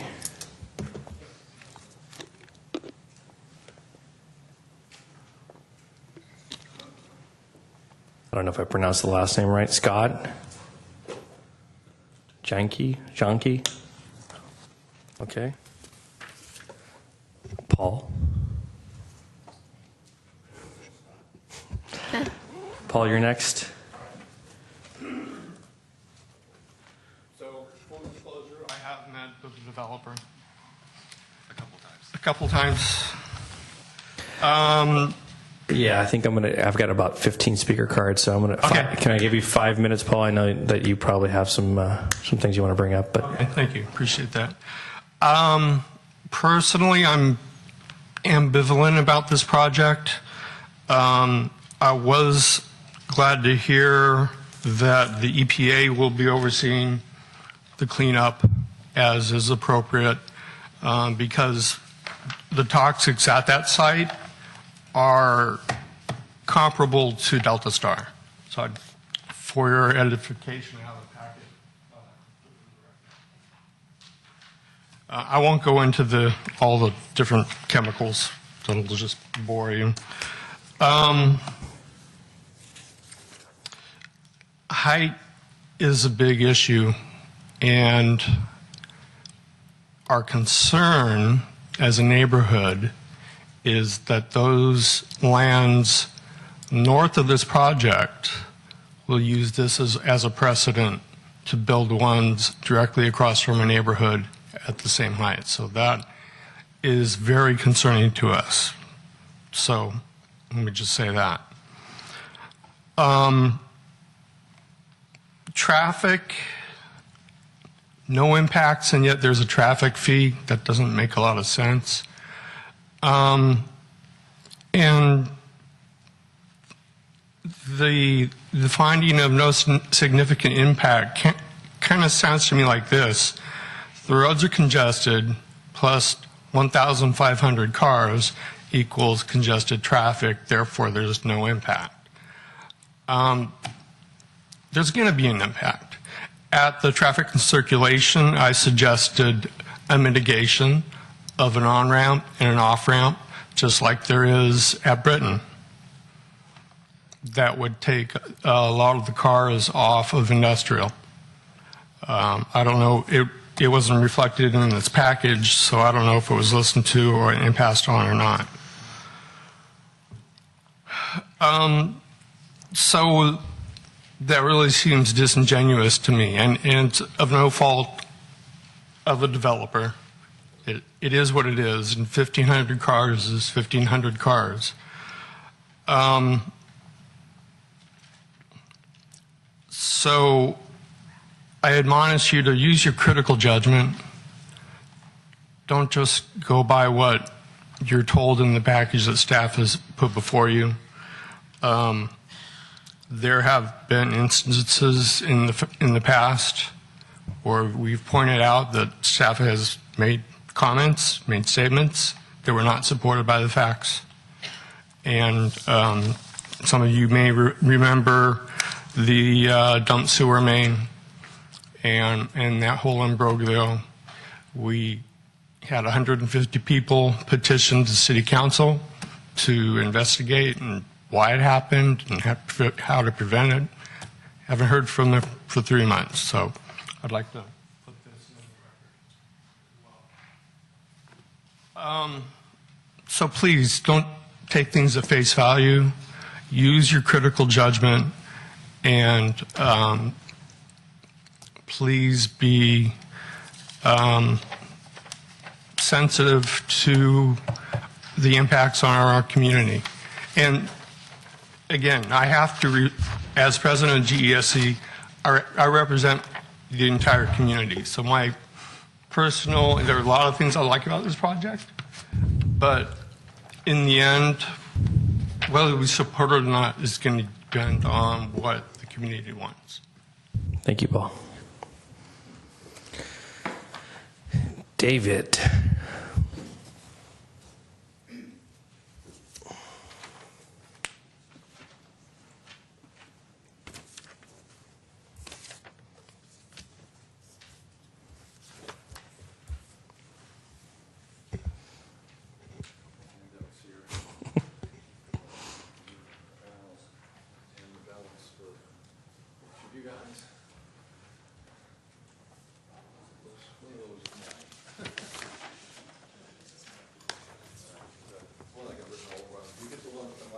All over it.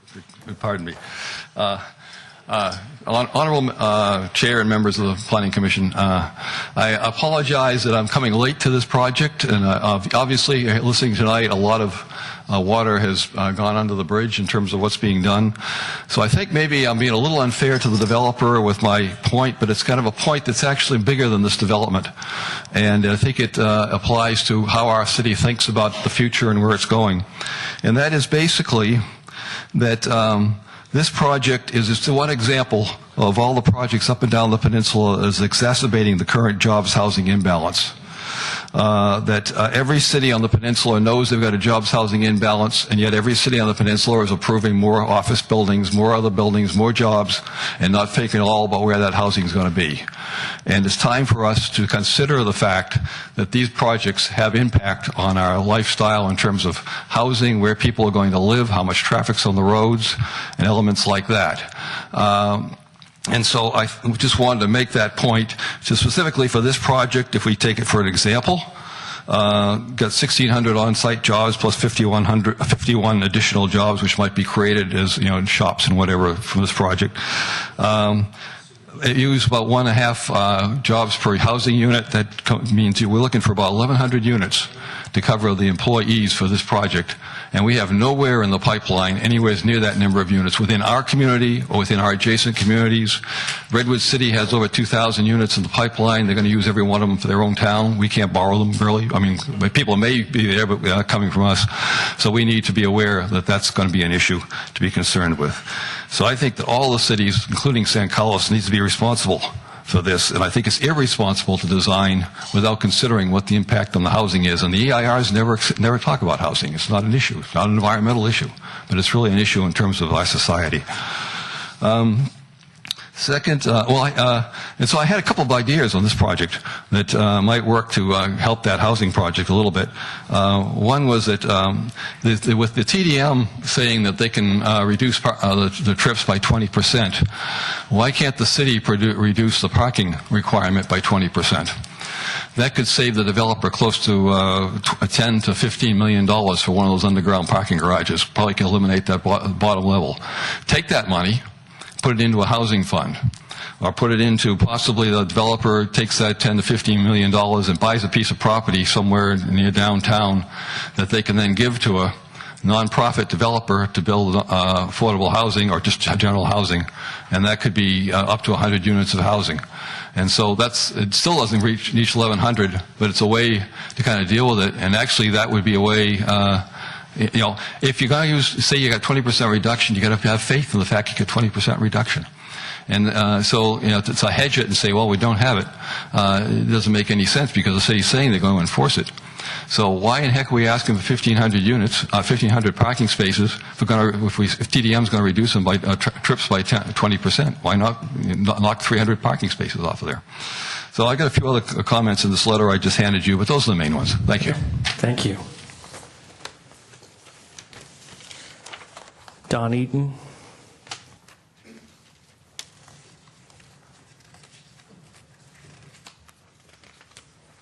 Evening. My name is Don Eaton. I've been a 40-year resident of this town. Actually, I used to sit on the Planning Commission for about 9 years. I think that's about when they invented term limits. So, oh well, that all turned out well in the end, I think. I'm here because I'm a concerned citizen at this point in time, and I feel I have a significant investment in the town that I live in, and will hopefully continue to live in for a long time. And therefore, I'd like to share some thoughts with you. Number one, in the business I'm in, I see real estate projects a lot. And in my 43 years of being in the business I'm in, there are very few perfect projects. They're rare. There's hardly any. I think the last one I saw was in downtown Palo Alto, and it just had everything going for it. We're not in that circumstance here. However, if a project is well designed, it can be a very good project. This one fits that mold from everything I can tell. I think it fits in terms of its location, in terms of its freeway accessibility, in terms of how the traffic would work on something like this, in terms of its relatively minimal effect on residences, especially on the east side, because it's so far away from them and the traffic is not oriented in that direction. It's appropriately designed. It's attractive. There have been changes made, and there may be a few changes as this project evolves too. But generally speaking, you've got a very well thought out project here. It has all the environmental qualifications of being a LEED Silver project. It's got a lot of tenant flexibility because of the size of the floor plates. It's just, the parking garage is attractive, if you can say that about a parking garage. Most of them you can't. It has a lot of community benefits, which as a planning commission, that's not your purview to look at particularly, but to keep in the back of your mind maybe, that's up to the city council. But it produces some sales tax revenue. It's going to help the merchants downtown. It's going to do a lot of positive things for the community. Those are things to think about in the bigger picture here. I think that this project is a very good example of how cities progress, how cities change. And change is an okay word when you do it in the way that it's a fit for the community, when it's well thought out. So I would encourage you as this project evolves, and you've got another official meeting on this, but I'd encourage you all to do your homework, and I know you will, because this is one of the big projects in town. You're going to do a good job on this, I'm pretty sure. But as it evolves, ask good questions, and I know you will. Make sure it is a good project, and I think it is right now even, but you may make some tweaks to it, and that's okay. And then ultimately recommend it to the City Council with your recommendation for approval, because I think it's a compliment to the community. Thank you. Mr. Eaton, when you began your comments, you said something about concerns. Did I misunderstand you? Do you have any concerns about the project? As I see it right now, I don't really have any concerns. I mean, I look at the height, but I understand the height. I think in order to have a good project, you have to have enough economics in the project to make it work. And this project, compared to others that we have in town, height-wise, the exception of a few feet in an area where it's non-impactful directly on any other project, that's okay. I think that's a judgment call, but in my call, it's okay. Thank you. Anything else? Thank you. Adam Levin.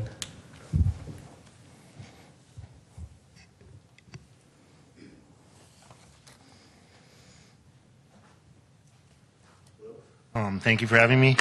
I'm over a 10-year resident at San Carlos. I have 2 kids in the San Carlos school system. I also am a local medical and retail space owner on Laurel Street. I feel that this is a project that San Carlos really needs. There's no current office projects that I can think of in our city. Living here just for 10 years, but growing up in the Bay Area, I have seen San Carlos change, and I think in order for a city to continue to expand and also the retail sector to grow in downtown, which I think is needed, we need jobs within the city. We have it, in Redwood City, we see it in San Mateo. I do feel that this project is well thought out, will be a great addition to our city. I do know Windy Hill well. I've worked with them for in the past, being in real estate as well, and I think they build very quality projects. I think they're very considerate to our city and our city's needs. I also think our education could really benefit.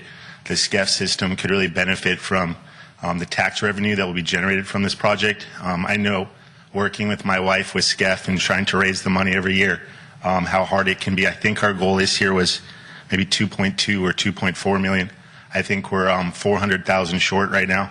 And this, I think they said, was at 1.4 million of tax revenue, could really be beneficial to the school programs that could otherwise be cut, including art, PE, which is incredibly important.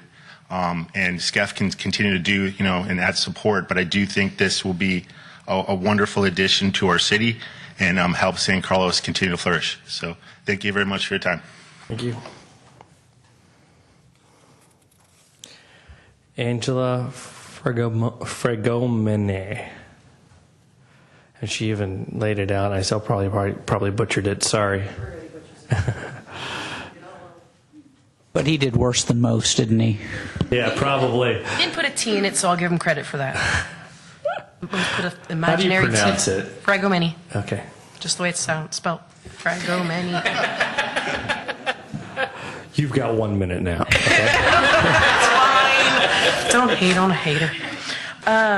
So, for or against, I'm not completely, decided. They have done a lot of studies, and some of them, especially with respect to the environmental impacts, pretty impressive from a standpoint of cleaning up the environment, which is really important, especially when you hear that they're taking off 20 gallons of oil a year out of that land. So, with that said, there are some definite positives to it. But most of this that I have to say really impacts infrastructure. And infrastructure is a lot more than just traffic. Our traffic stinks. Every single person in this room knows it. There is no getting around it. But the size of the project demands that no less than 1,500 cars will potentially be on the surface streets, from 101, from neighborhoods, El Camino. Those will go through the neighborhood or down Holly. The facility, we know the size of it, and potentially could have up to 200 square feet per person, which is a very generous. That's almost the size of a Google square footage per person in an office building. The facility will have no less than 2,642 people at that rate. The gym and grocery store could potentially have a higher density, especially at peak hours. Back in the day when I worked out, you'd wait for a machine because there were so many people at the gym.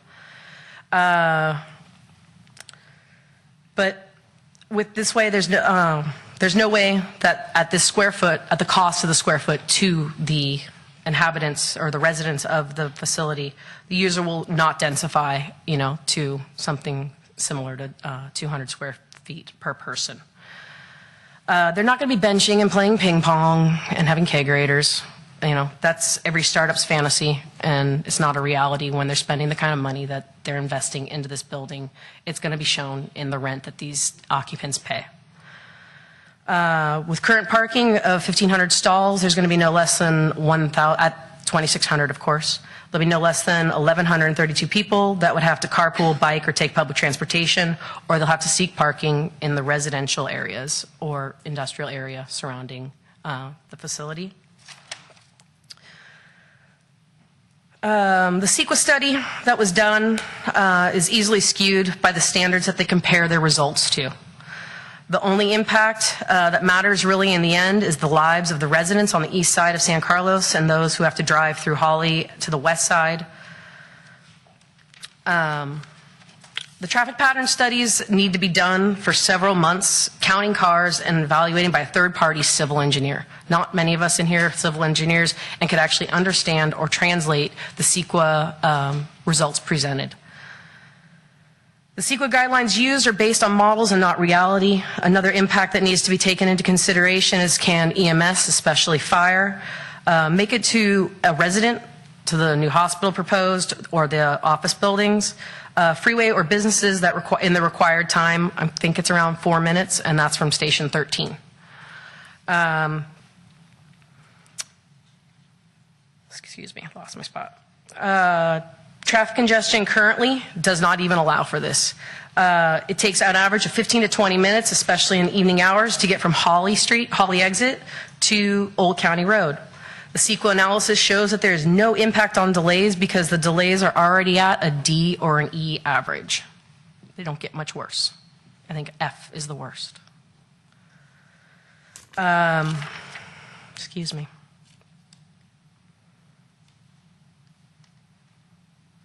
Other major infrastructure impacts are obviously water usage, storm drains, and sewer usage. Sewer flow onto city pipes. The city has already approved a hospital, a hotel, and about 300 condos at Transit Village. When these projects are taken into consideration individually, the impacts might seem minimal. Collectively, there will be major impacts. Also, hard surfaces, which are buildings and pavements, are being added and reducing the Earth's natural absorption of water, and the water is pushed out and has to go somewhere. Neighborhoods on the east side already flood with the new hardscapes being built, like the Orchard Supply and the PAMF doctor's office that are already there. Where will the runoff go? East Palo Alto, last Friday, denied a permit for a building of a much-needed school that for low-income students due to drought, local water shortage. They denied the permit. No.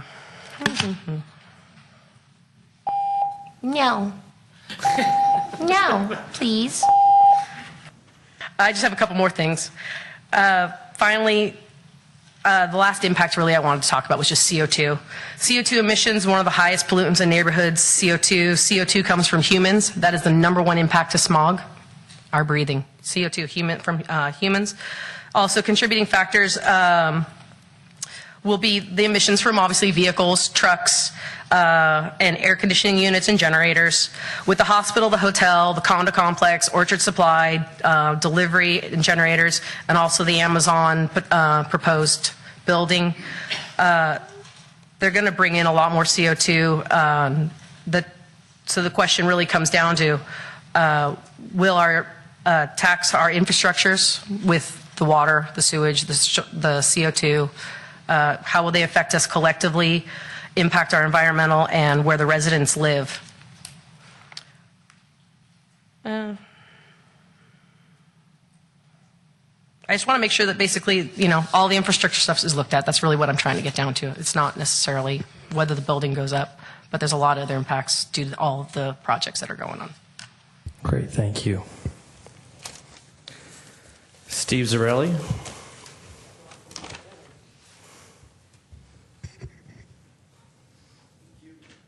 Steve Zarelli. I was born and raised in San Carlos. I've been a current owner in San Carlos for 13 years. My family owns a couple businesses in San Carlos. I do know Windy Hill. I've worked with them before. I can say that they are very good developers, good owners. They're very giving to the community. They've been very generous with SCEF. As Adam had mentioned, I'm also a donor of SCEF, and I know that they've gone above and beyond in regards to that foundation. I think if you look at this project, as a whole for San Carlos, I think it'd be hard to argue that this is not a beneficial project for the greater good of the city. Thank you. Thank you. Sam Herzberg.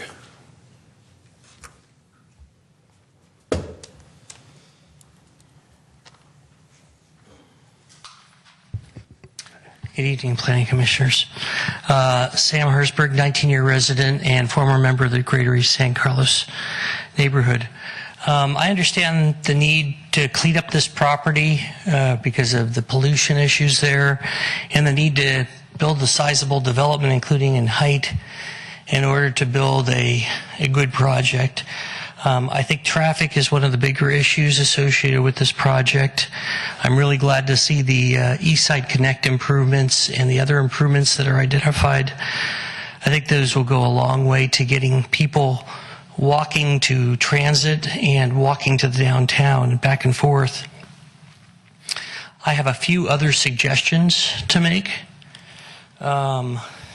This is the time of year I always start riding my bicycle to work in Redwood City because my daughter is out of school. So then you really start seeing what's on the roadways, both on Industrial and on Old County Road. And one thing about the east side is we really do have a lot of trash that emanates kind of to these roadways, and broken glass, nails, pieces of metal. Every year I find myself calling the city and suggesting sweet stripping take place. And I do hear quite frequently we don't have money to do street sweeping throughout the year. When I previously met with Michael, I had raised this issue, the suggestion of maybe some kind of an endowment to help maintain these two streets, which are very, very important for the businesses and people getting in and out of San Carlos. I know just after I complained to the city last year, I got a flat tire from a nail on Old County Road. So it's real. There's some trash that comes out from those roads, and if this project can help with that, that would be helpful, as well as any maintenance of vegetation and trees associated with the East Side Connect project. One thing that that's still going to be an ongoing issue in the city is the need for a northbound ramp. And I would encourage some of the money from the development agreement be identified towards looking at a study for Harbor in particular, working with the city of Belmont and San Mateo County on the east side of 101, the airport area, to identify a northbound ramp, because I think it's going to be needed as we continue to see these types of changes on the east side. Just a comment on the Transportation Commission comments about a shuttle. I think a shuttle is a good idea. I'd just like to make sure if a shuttle ran from this particular development that it went to the El Camino Transit Village side and not on the Old County Road side.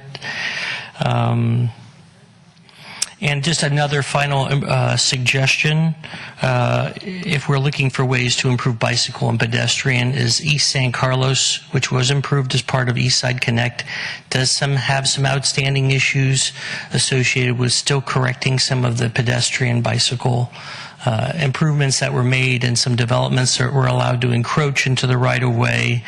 And as that roadway gets more and more congested and there's more and more bikes and pedestrians, I'd like to see that roadway widened and the sidewalks and the bike lanes improved accordingly. Thank you very much for the ability to comment. Thank you. Thank you, Sam. Michael Frost.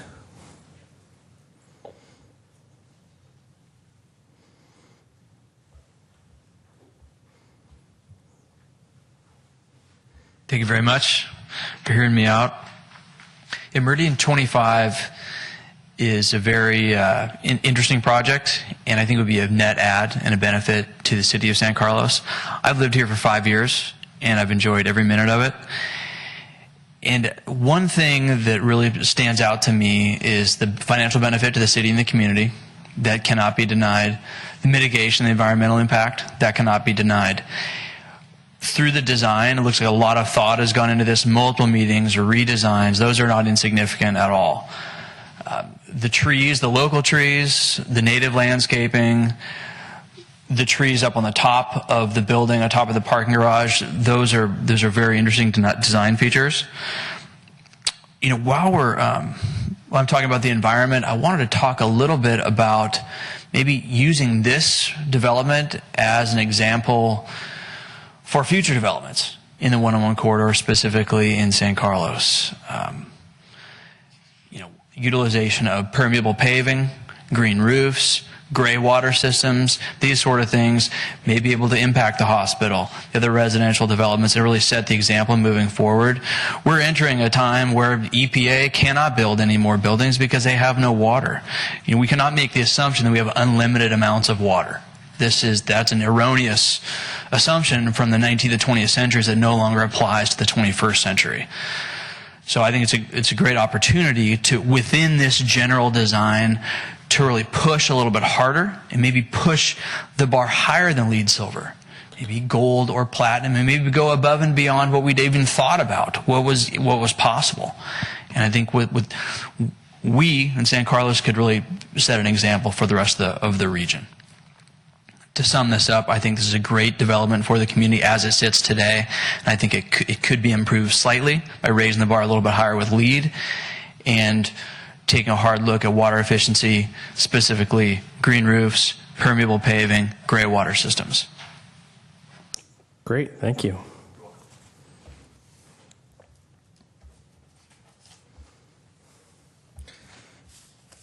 I don't have a speaker. Dimitri, were you going to speak? Yeah. Okay.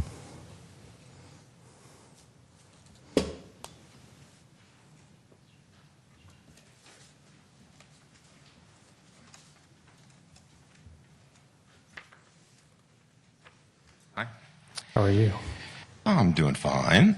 So this, it's a big project, and it does need some serious deliberation. It needs to be looked at. I think there have been some changes from the initial design. I don't think enough has been done yet. So a couple of things that I want to point out is height is an issue. It's just a few blocks away from a residential neighborhood. And what we're deeply concerned about is having a building that's 100 feet tall when you include the mechanicals. It sets a precedent for other properties that are adjacent to our neighborhood. And once you have one project that is as tall as that, how do you stop other ones? Because that's typically what happens. Well, this one's 100 feet. We should be able to go 125. So we're concerned about a wall that's going to surround our community because we do not see a comprehensive plan that takes into account our community, our residential community, and we don't have a plan for tiering to move from heights. There are many things that need to be done in conjunction with community input, and frankly, the city isn't doing enough there. If we did that, we would reduce friction in developments and would have a win-win for everyone. And that's something that I'd like to see happen. So precedent is very concerning. There are no mitigations for the residential community as it stands. We specifically asked for something like either cul-de-sacs, speed bumps, bulb outs, trees being planted, other types of guaranteed mitigations for the community. We don't have those, and we're very concerned about that.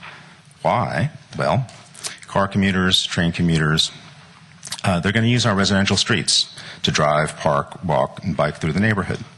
The traffic study didn't look at any of those impacts. If you look at the traffic study, none of the intersections that were our residential streets were studied. So I'm concerned about that. There are 4,653 total auto trips projected for this project. Right? We can talk about models and whether or not too much was subtracted and the impact is lower because of that. But the bottom line is 4,653 total trips per day. That's quite a bit, and the current use generated through some type of model is subtracting over half, 2,389 trips from the impact. That somehow isn't passing the smell test for me, frankly. And I'm perfectly fine if we actually look at what the real impacts are and then figure out what the real mitigations need to be, and then I think we can have a rational and good conversation about that. The other thing is it's kind of unfortunate because this project, it's the cumulative impacts, not just from this project. I think there's some positives about it, but we have this project, the hotel, Osh Hardware, the Transit Village, the current PAMP facility, PAMP Hospital is going to be built, an Amazon delivery service, plus other projects impacting our streets, impacting our neighborhood, and impacting our families. So we want to continue to be a residential neighborhood. We don't want to be destroyed by overdevelopment or development that isn't thoughtfully done. And what I'm seeing are piecemeal projects, parcel here, parcel here, parcel here, parcel here, parcel here, and we don't have a good sort of overall holistic view of how to develop on the east side and still keep the existing residential community intact. A couple of other things and I'll wrap up. I like the idea of, trying to get bikes to commute, but where is the coordination with the proposed multimodal transit center and to have bike lanes along there, because then people could be off of the streets, El Camino, because what they're going to do is they're going to cut through our residential streets to get to the project. No matter how many bike lanes you have, I, as a bicyclist, am going to avoid streets that have 35 mile an hour and high traffic. I'm going to go through places where there are fewer cars to keep myself safe. So that's what I'm concerned about are those that spillover. So the other thing is that the improvements that are being considered as neighborhood improvements really are along a commercial street, which is very far south of the residential area. There's nothing that I see being done for Branston, which is the street that's closest to the train station. I'd like to see sidewalks, bike lanes, things like that along Branston, because I predict that we will have a significant impact to the residential community. And it's been occurring. We get more and more traffic every day. People put out the signs with the kids and put them out into the middle of the street to try to keep the neighborhood more safe. So please keep that into consideration. Thanks. Thank you, Dimitri. I don't have any more speaker cards. Anyone else? Okay. Does anybody have any specific questions now for staff, applicant? You want to start with staff, or you want to start with the applicant? You want to start with the traffic? What do you want to start with? Well, I have sort of a big scale question that might help narrow down some other questions. So if you don't mind, I can start with that. And perhaps this question is best for the applicant. So 528 26,000 square feet of office space. I've heard a couple different numbers thrown out. The 1,600 potential new jobs, which was in the staff report for economic benefit. And then one of our public speakers had mentioned, forgive me, I want to say 2,600 people. And so I guess my question is, how many people do you envision? How many tenants do you envision? How many employees do you envision in this site? Why this size site? So there's no question that when you look in the majority of the office inventory in the city of San Carlos, that occupancy rates are quite high. And that's because the types of square footage and types of businesses that you're leasing to from as it relates to office space. So what I mean by that is in downtown San Mateo, in 3,000 square feet, a technology startup company is going to be very dense. They're going to have, it's reminiscent of sweatshop conditions to me when I go into some of their spaces. We aren't attracting those tenants. Those aren't the tenants we're looking for. So the building systems wouldn't allow to have 2,600 people in this project. The air conditioning systems couldn't sustain the cooling necessary for people to breathe, to use their computers, which generate a tremendous amount of heat and everything else. So these aren't designed for that sort of density. Okay, the restrooms, we don't have enough restrooms to support that kind of density. Now, people occupy space differently than they used to. So for many of you who've been around longer than I, Cisco, for example, used to have cube farms. They would, you'd go into a floor and there would be lots of 8x8s or 8x6 cubes. And then some private offices. Now private offices are passé. There's very few on floors. And how people will occupy is they'll be much denser in certain areas, still not to the density that was mentioned. But then there will be conference rooms, breakout rooms, private phone rooms, large break areas where people can kind of go and congregate with beanbag. There's all sorts of things that tenants do. So pound for pound per square foot, we aren't occupying any denser in this sort of a product than Cisco did back in the 90s. Anyway. So you would say 1,600? Staff report is accurate for what we expect as far as the occupancy goes. So would you be willing to have an 800-person limit on occupancy of the buildings? No. Why not? Because it's a 100-year project. I mean, these buildings we don't know. So the reason the TDM, Scott, has flexibility in it is because we don't know what 25 years brings. We don't know what 35 years brings. And so we're trying to design and implement a project that we know will be successful today and in the future. That's in both of our interests. By putting arbitrary limitations that we don't know the full impact of through the lifespan of this project, that's not something any developer is going to agree to. The problem with that is that if you sell it the day after you build it, the next developer could come in and have 3,000 people in these same buildings. Okay, so I'll give you one example. You brought the point. Let me give you another example. We reduced the size of the roof screen on this project to the minimal size allowable to provide air conditioning systems to support the occupants. So there is no further room to add air conditioning to service those sorts of occupancy loads. So you're saying how much occupancy load could the air conditioning system I would have to ask our air accommodate? conditioning consultant, but it's designed for the sort of occupancy that staff suggested would occupy the project. If you could get back to me with a more specific number, that would be great for the for the public hearing. Absolutely. Is someone taking notes? I think, yeah. I Don't hope worry, so. I think you're. Okay. Someone's taking notes. I'm covered. I have a question. I think it's more towards staff than you, though. When the people mention CO2, and I'm thinking of Senate Bill 375 and greenhouse gas reduction, how does this play into what our requirements are towards Senate Bill 375? I mean, is that handled by making this close to transit, within a mile of transit? Is that how it fits into the ABAG goal? Oh, sorry.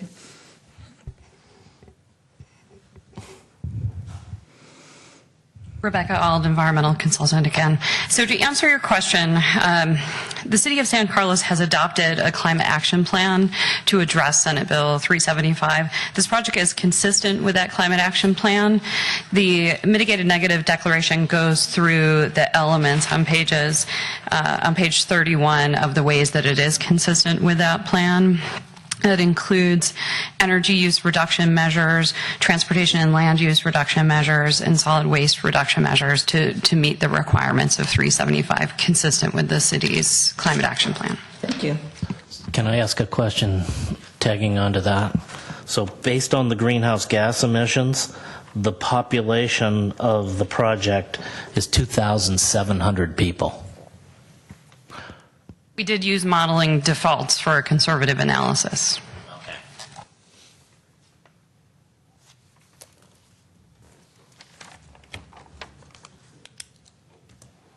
Anyone else? Sure. I'd be interested in hearing what the applicant has to say about some of those water conservation measures that a member of the public referenced. They sounded pretty good to me. Yes. So to juxtapose what we're proposing with existing first. So the existing project has no mitigation measures as it relates to irrigation today. Now, so I hope to have you more exact numbers for our next meeting, but essentially, this project, by achieving LEED Silver, for example, we can have zero stormwater runoff.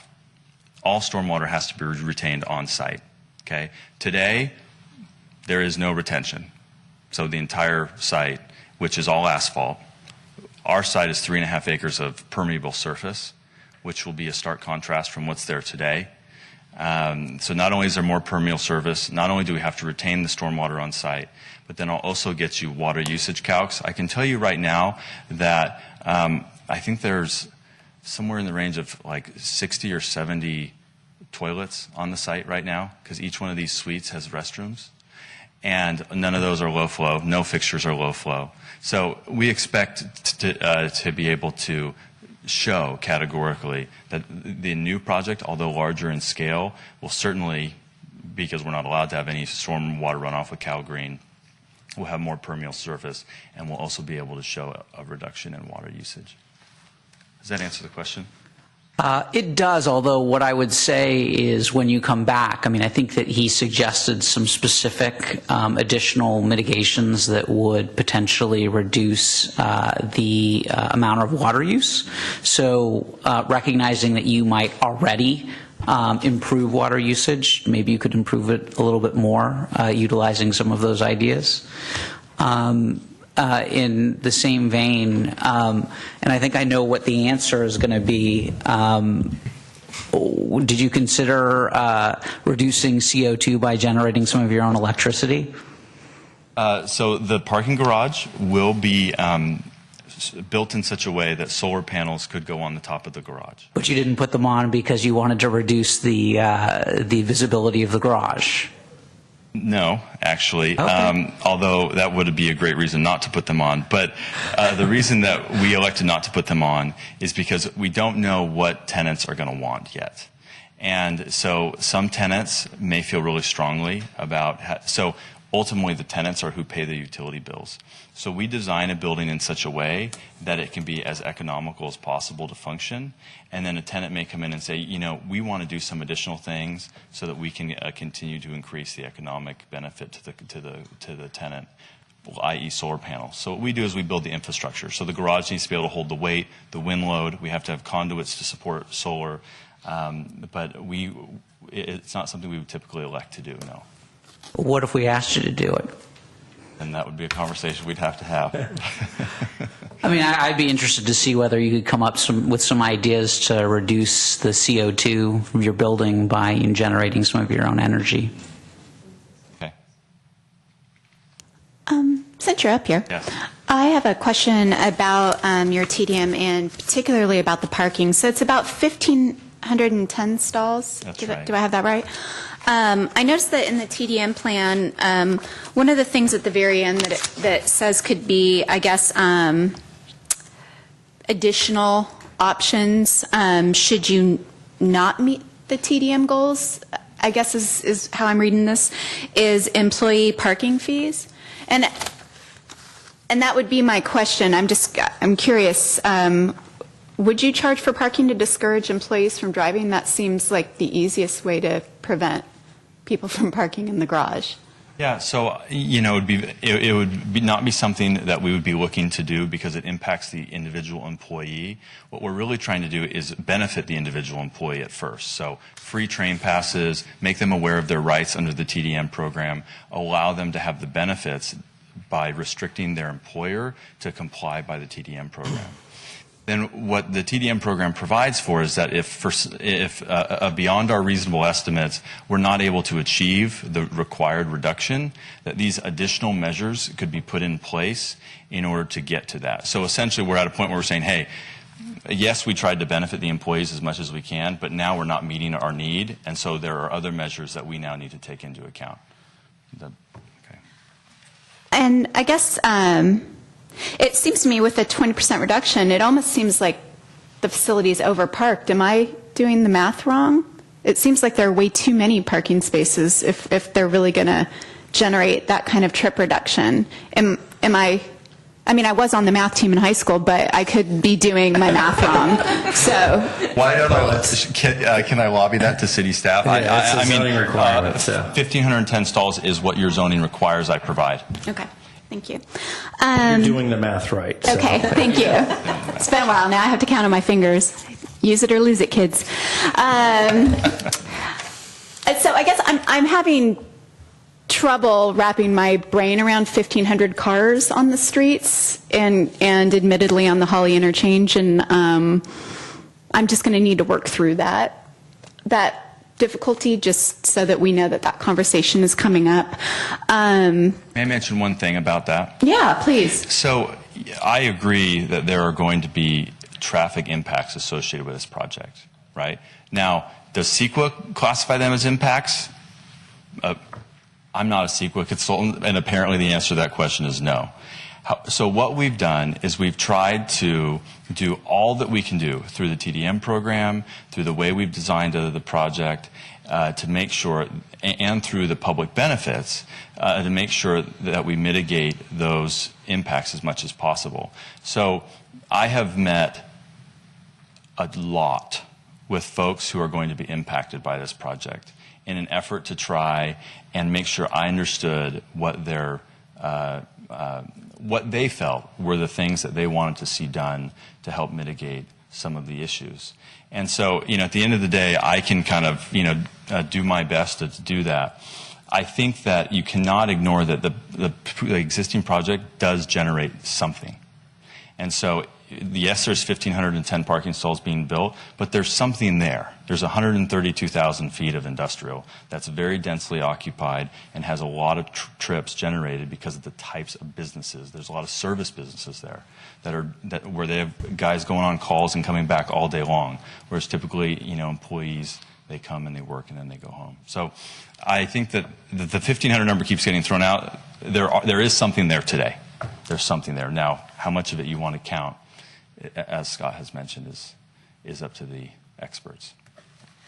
So as far as improvements, someone raised an issue of improvements on Branston. And my understanding is the reason why you chose commercial was because of the connection to Arroyo. Is that right? Well, there's two reasons. One is, so if you go walk those streets, Branston already has quite a few tree bulb outs and other improvements that have been implemented on that street. The reason that they weren't successful in doing what we're trying to do, which is create a consistent path of travel for pedestrians and bicyclists, is because of the uses that currently reside there. For example, the concrete plant. There's no way to safely provide a path of travel through that area in any way that would be acceptable to a pedestrian. So, you have basically almost, I think 25% of the street has an entire curb cut with concrete trucks coming in and out. In addition to that, there's the rail spur. We're able to terminate the rail spur at Commercial Street. If you've ever ridden a bike over a rail spur, you want that spur out of the street. On Branston, I don't know if that's practical. So we did look at both streets. Branston just isn't, we weren't able to see a way to do it. to create that consistent path of travel in a safe way. So can I stay on that question for a second? Can you throw up a map of the neighborhood on the east side? Let's see. Of the residential neighborhood? Of just your project and... Yeah, of course I can. Oh, go back one. Oh, well, I don't know if that's the map I like. Okay, that's a good perfect one. Okay, so your plan is to use Commercial Street and Branston. And right now there's a rapid or there's a crosswalk there, and that crosswalk will be upgraded with rapid LED flashers for pedestrian safety. Okay, but that's a really busy street.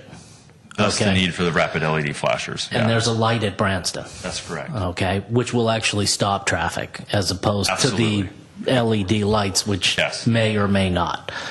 So the issue I have here is that based on the location of the buildings, people are not going to walk south to Commercial and then use Commercial Street in order to go underneath the tracks or along Old County to get to Caltrain.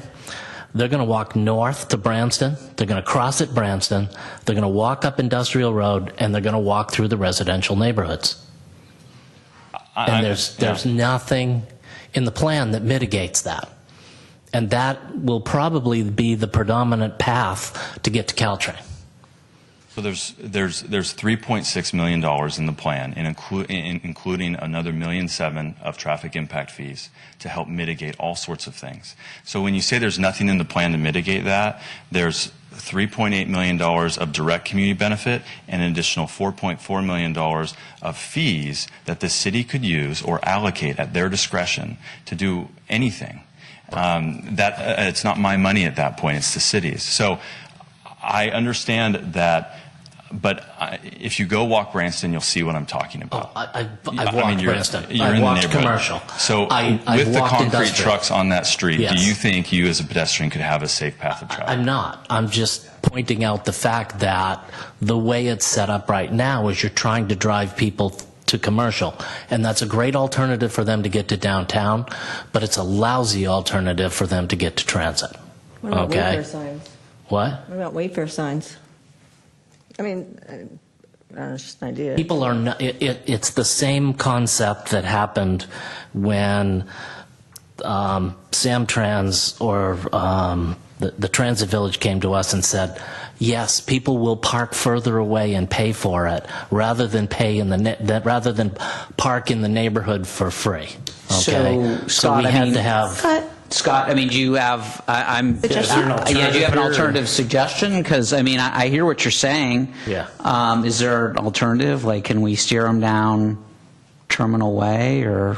Well, one concept that has been talked about in the neighborhood is to block off the ends of the residential streets there and to push everybody on Terminal Way or East San Carlos. Well, the developer can't block off the residential streets. I understand, but you know, we can make suggestions to the city on what needs to be done. Okay. I'm just thinking, you know, I hear what you're saying. I don't know, it seems odd that folks would walk that length of industrial to get to Hall. And I just wonder if there's like anything that we could do to steer them earlier.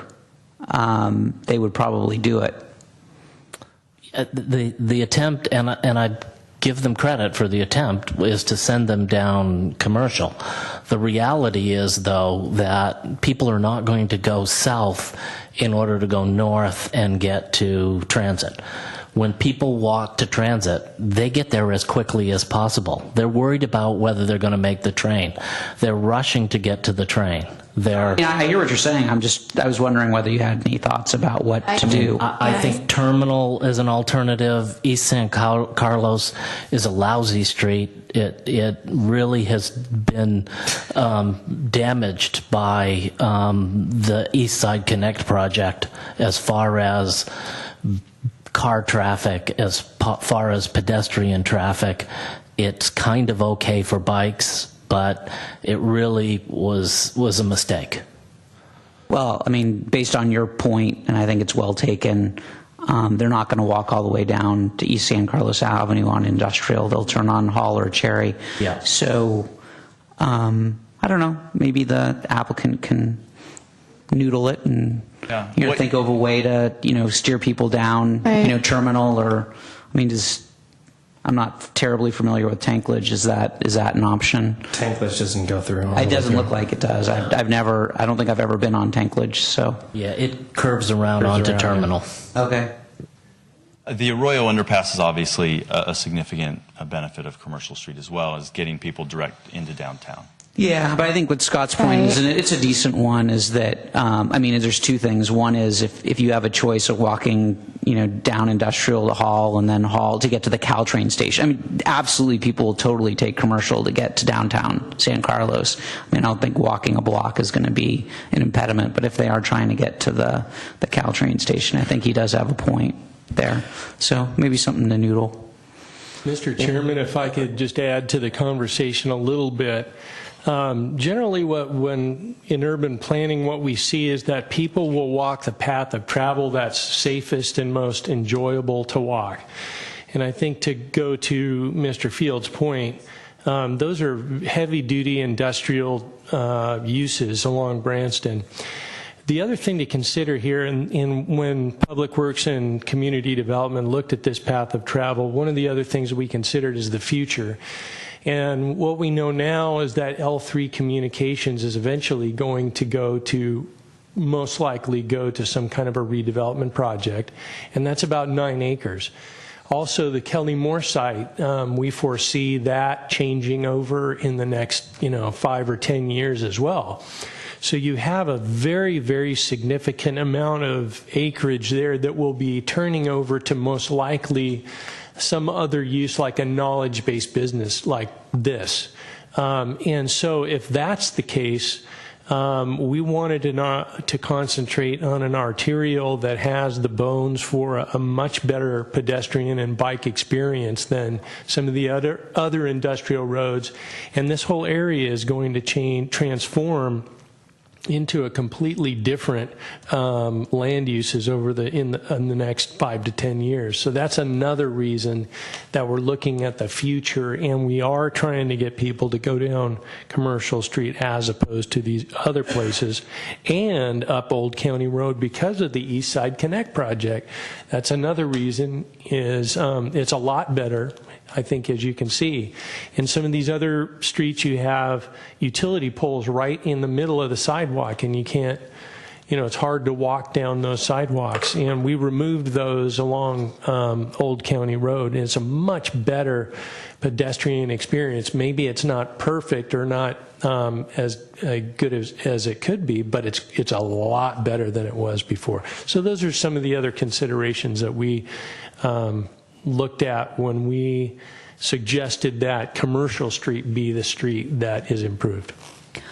Elle, can I ask a question? Did staff look at the possibility of cul-de-sacing Cherry Hall, Montgomery?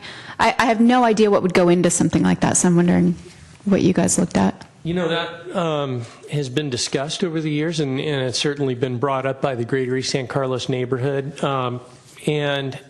It hasn't been studied in great detail at this time. It's not something that has been put forward as a funded capital improvement project, but it's certainly on people's minds. If you were to do that, and we do have a traffic engineer here, it would have pretty significant impacts for traffic in that area, because then the traffic would have to go elsewhere. That may be okay, but it's not something that's ready to be studied or funded for study at this time. Right. I mean, I can imagine it. I'm not even suggesting it. It could be very inconvenient for the neighbors as well. I was just wondering if there had been any study of it since it was brought up. Okay. So Mr. Crabb raised the issue of housing, and I am not asking for an opinion of the city attorney this evening. But I am assuming that when the city attorney does render an opinion, the city attorney might indicate that what Mr. Crabb is suggesting is not legal. But I would be interested in knowing the answer. It sounds like what he is suggesting is something equivalent of a housing impact fee, which presumably San Carlos has either actively decided not to have or passively decided not to have. And I assume the Planning Commission can't, by fiat, work around the lack of a housing impact fee. But I'll take my answer later. You're just putting it out there. I appreciate that, Commissioner Silberman. Yeah, we'll look at that for the next hearing. Thanks. I have another question about, I guess, maybe traffic fees or I guess a project like this, how does a project like this contribute to improvements beyond our city, like the Holly interchange, like studying a northbound freeway entrance on Harbor? How does a project like this contribute to that? So there was a study that was done, actually it was part of the general plan, environmental impact report and traffic study. And so the city said, okay, where are the key points of traffic problems? And we call them choke points sometimes, like Holly, Britton Avenue in some locations. And so there was a number of areas that were identified that where projects were identified to improve traffic circulation in San Carlos. Holly Street interchange is one of them. Again, Britton Avenue is another, and there's a couple more. And so the city identified these areas, saying that, and modeling looked at, well, how could these areas be improved, and what kinds of improvements do we need to make? And so that has actually been determined, that we need to improve the Holly interchange because that's a problem, and we can improve it.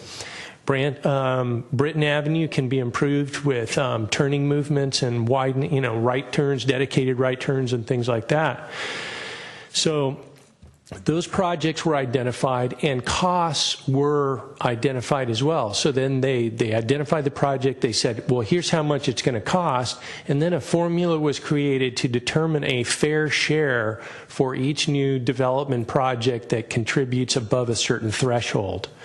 And so each of these projects that we see, we measure the threshold, and I'm not exactly sure of that number. But if it exceeds a certain threshold, then they are required to pay into their fair share based on a formula to contribute to these known traffic improvement projects in the city. And this is one of them. And this does meet the threshold? Would, yes. Okay. Is that could I look somewhere for the number of how much it's going to contribute? I think it's $4 million. Is that what you said? Or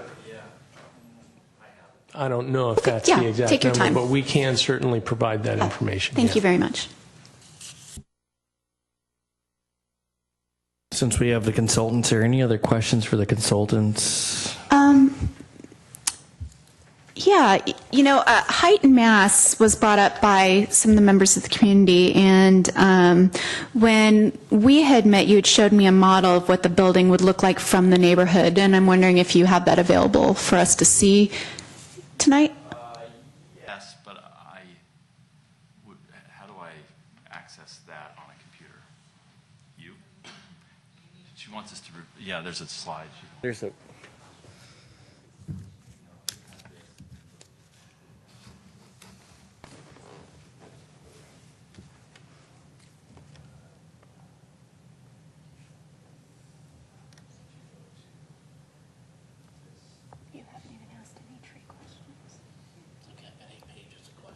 Oh, you're letting me go first. You're so sweet.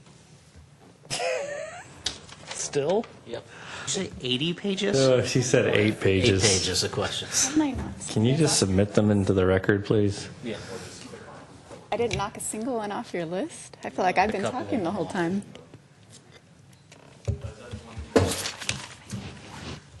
Yes, thank you. And can you orient me on what streets I'm looking? Yeah, so you're looking down industrial. And so what we did as part of our, I'm sorry, industrial and? Hall, I believe. Okay. I'd have to see. Someone familiar with the neighborhood would know exactly where you're at. Where's that building? Maybe someone would know, but thank you. So we went ahead as part of our early outreach with the GESC board and took photographs throughout the neighborhood to make sure that the project was not visible from the residential areas. And so we did that and achieved that and have the pictures to show that. And so what we also did is folks, community stakeholders were interested in, hey, what's this going to look like as I go down industrial? And so we we went ahead and took a photo and superimposed the building. Now you had asked for me to get it colored, and I'm working on that. Okay.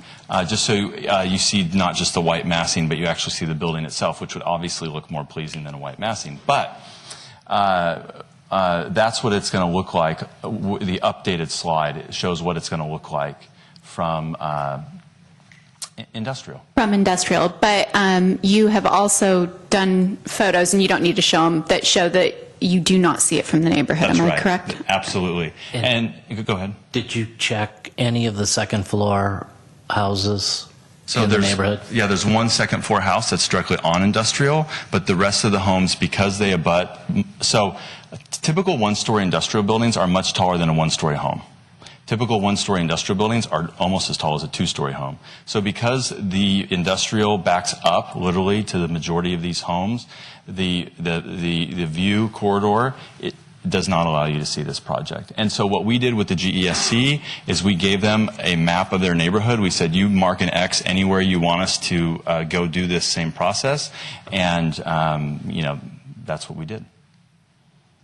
And did you look at any second-story residential houses? Yes, You did. and we met with the representatives of the East Side and asked them if they would like additional views made, and no requests were made. Okay. It's interesting because sitting in a single-family story house, I can see over the industrial buildings and easily see the concrete plant building for probably a half to two-thirds of the tower that's sitting there. And my guess is that that's not 100 feet tall. And this same invitation was made to Patty Marsters, and she declined to have us do this for your home. But we would have been more than happy to, and in fact, I'm more than happy to send a photographer out tomorrow. I wasn't talking my home. I was Okay. talking second stories. I figured the single-story homes are not the homes that I would worry about. It's people who have gone and remodeled recently and now have second stories, and now they're going to be able to see this through their windows. If there's anyone in the East Side community who's watching who would like us to go take a photo and do this same, we'd be more than happy to do that. Mike, do you have a slide that you could show right now? Oh, yeah. I've got lots of them. Well, but no, because they're not part of the main presentation. So if you just go back and do the same thing, I think there's four or five of them right there. See them right below that slide? No, below. View 3. Yeah. So unfortunately, the map, because these are part of an old presentation, there's a master map that shows where each view was taken, and that map's not in here, so you're not going to get that context. So here's what this shows. That's my architect in the car sitting there, incidentally. So what this shows is from your backyard, the buildings are impossible to see because of what's behind you. So we went out to the middle of the street where the buildings could potentially be visible, and as you can see, because of the roof lines, they're not visible. And so there's a few more. So that you see, that is the back of an industrial building, that big concrete building. That's classified as a single-story industrial building. And so there's a large part of this street where the entire street has large industrial buildings backing up to the backyards. Oh, the before and afters are the old design and the new design.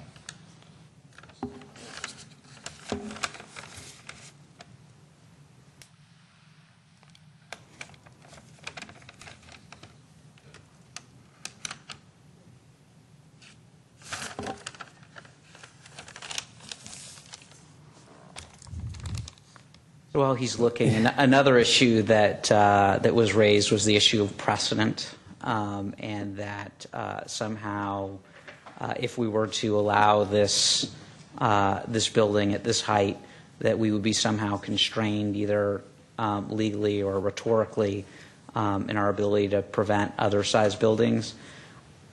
I don't believe that's the case. I don't need an answer right now, but I would be interested in hearing either staff or city attorney's view maybe at the next meeting as to whether or not approving this at this height would in any way constrain future planning commissions or the city council. Well, I have the answer now, actually, because I've answered this question probably 100 times at various planning commission meetings. There is no precedent in planning. Every project stands on its own. You have to make the findings for each project. Each project is unique, has to be conditioned differently. Each project has a different impact. So there's no precedent. There's no legal right to a precedent, and the next project that comes down the road can't point to this one and say, aha, you gave that, because there's no right to any individual project. So what we're guided by is the zoning and the policy direction that the Planning Commission and the City Council might give. Would this project, rhetorically, would people try and use that? I've heard that too, but it's not legally binding on anyone or the city. I suppose that, for example, here, we could say, well, this project can't be seen at all from the neighborhood. If the next project is seen by the neighborhood, that would be reason alone to treat it differently, I suppose. Absolutely. That would be one factor that the Planning Commission and the City Council could look at to condition or to deny. So, Al, Dimitri asked a question about tiering buildings away from the neighborhood. Is there any plan from city staff to look at that? That was already looked at as part of the 2011 zoning code. So buildings are required to be tiered away from at the edges of the GSC neighborhood.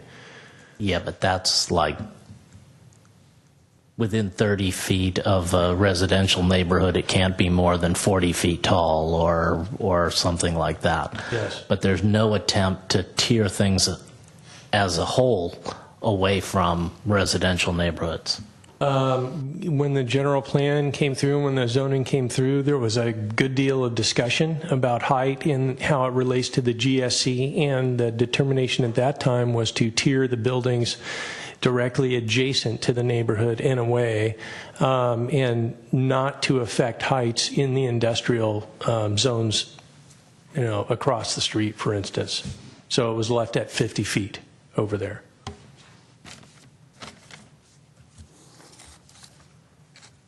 Do you have any more slides, Mike?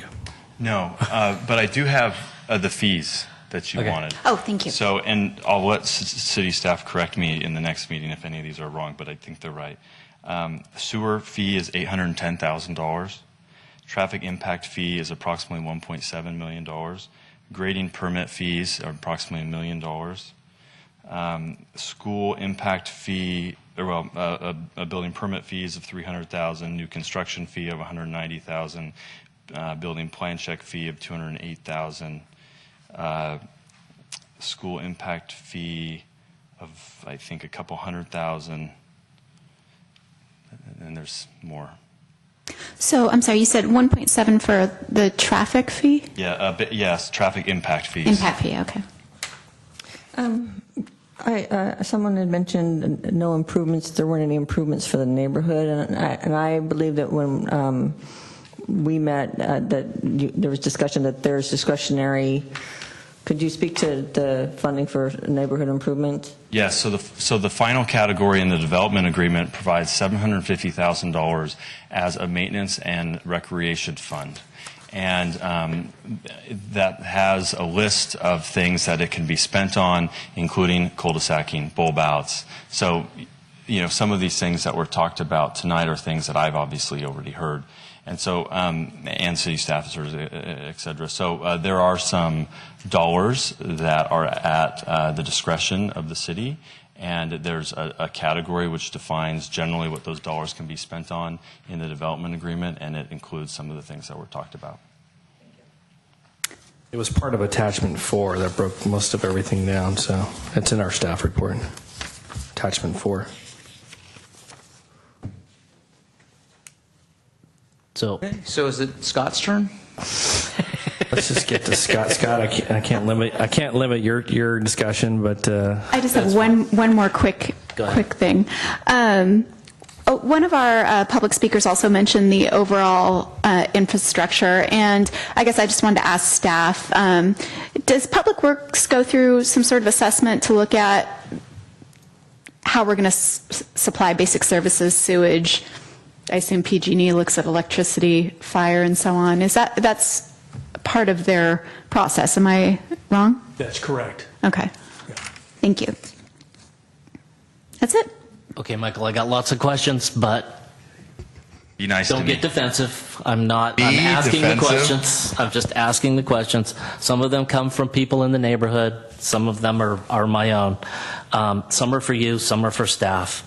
So according to the general plan, there's a limit on the increase in office space till 2030 of 572,000 square feet. Okay? So my first question is, how much has been approved up until now as part of the general plan? Where does it say that there's a limit on office space in the general plan? If you look at page 53, table 3.4 says existing conditions, general plan 2030, percent change 2008 to 2030. You subtract those two numbers, it's a 39% increase in office space, and that number is 572,000 square feet of office space that can be built under the general plan in the table.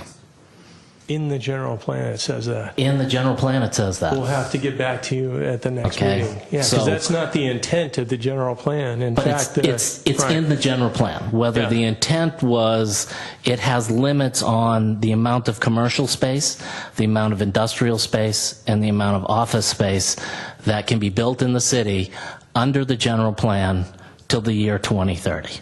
Yeah, we'll take a look at that. Sure. So We'll get my back to you. concern there is that if we build this, we may not allow to build any additional office space in the city until we either update the general plan or we wait till 2030. The general plan can be amended. In fact, the City Council has just funded a comprehensive review of the traffic and circulation element and the traffic component of the general plan EIR to look at this very issue. Okay, so you may want to include we'll take a look at that. office in there, because my question is, have we already gone over the difference between this project and what's allowed in the general plan that would impact this particular project here? Yeah. Should We'll it take a look. Should it progress forward through the city council? Okay. So there's a 50-foot height limit in the general commercial industrial area where this project is located. So when people say it's a few feet taller than what's allowed, in theory what's allowed is 50 feet, and this is actually a doubling of that, okay? Comparable to somebody who lives in a residential zone and the height limit is 28 feet and building a 56-foot high a residential house right next door to a single-family home. So I think that's something that we really need to think about. And we need to think about how this fits in and whether we want to go to 100 feet here or not. And so my question out of this is, how many projects in the last 20 years have exceeded the height limit, and roughly by how much? So my guess is that most of the projects in this city in the last 20 or 30 years have exceeded the height limit by 5, maybe 10%. This is a 100% increase. And I just want us to realize that. I want us to think about that. I'm not saying yes or no, because I haven't really made up my mind about this project. But But I just want people to be aware that this is a huge addition compared to what's allowed in this area. And I know it's a planned development, and we throw out all the rules, and we start all over, but there is a basic understanding that projects in that area will attempt to kind of conform to what the guidelines are, and everything else complies. It's the height that I think a lot of people have an issue with. So I think that's something that we need to have a discussion at some point about. Okay, how do we deal with the realistic potential of this site?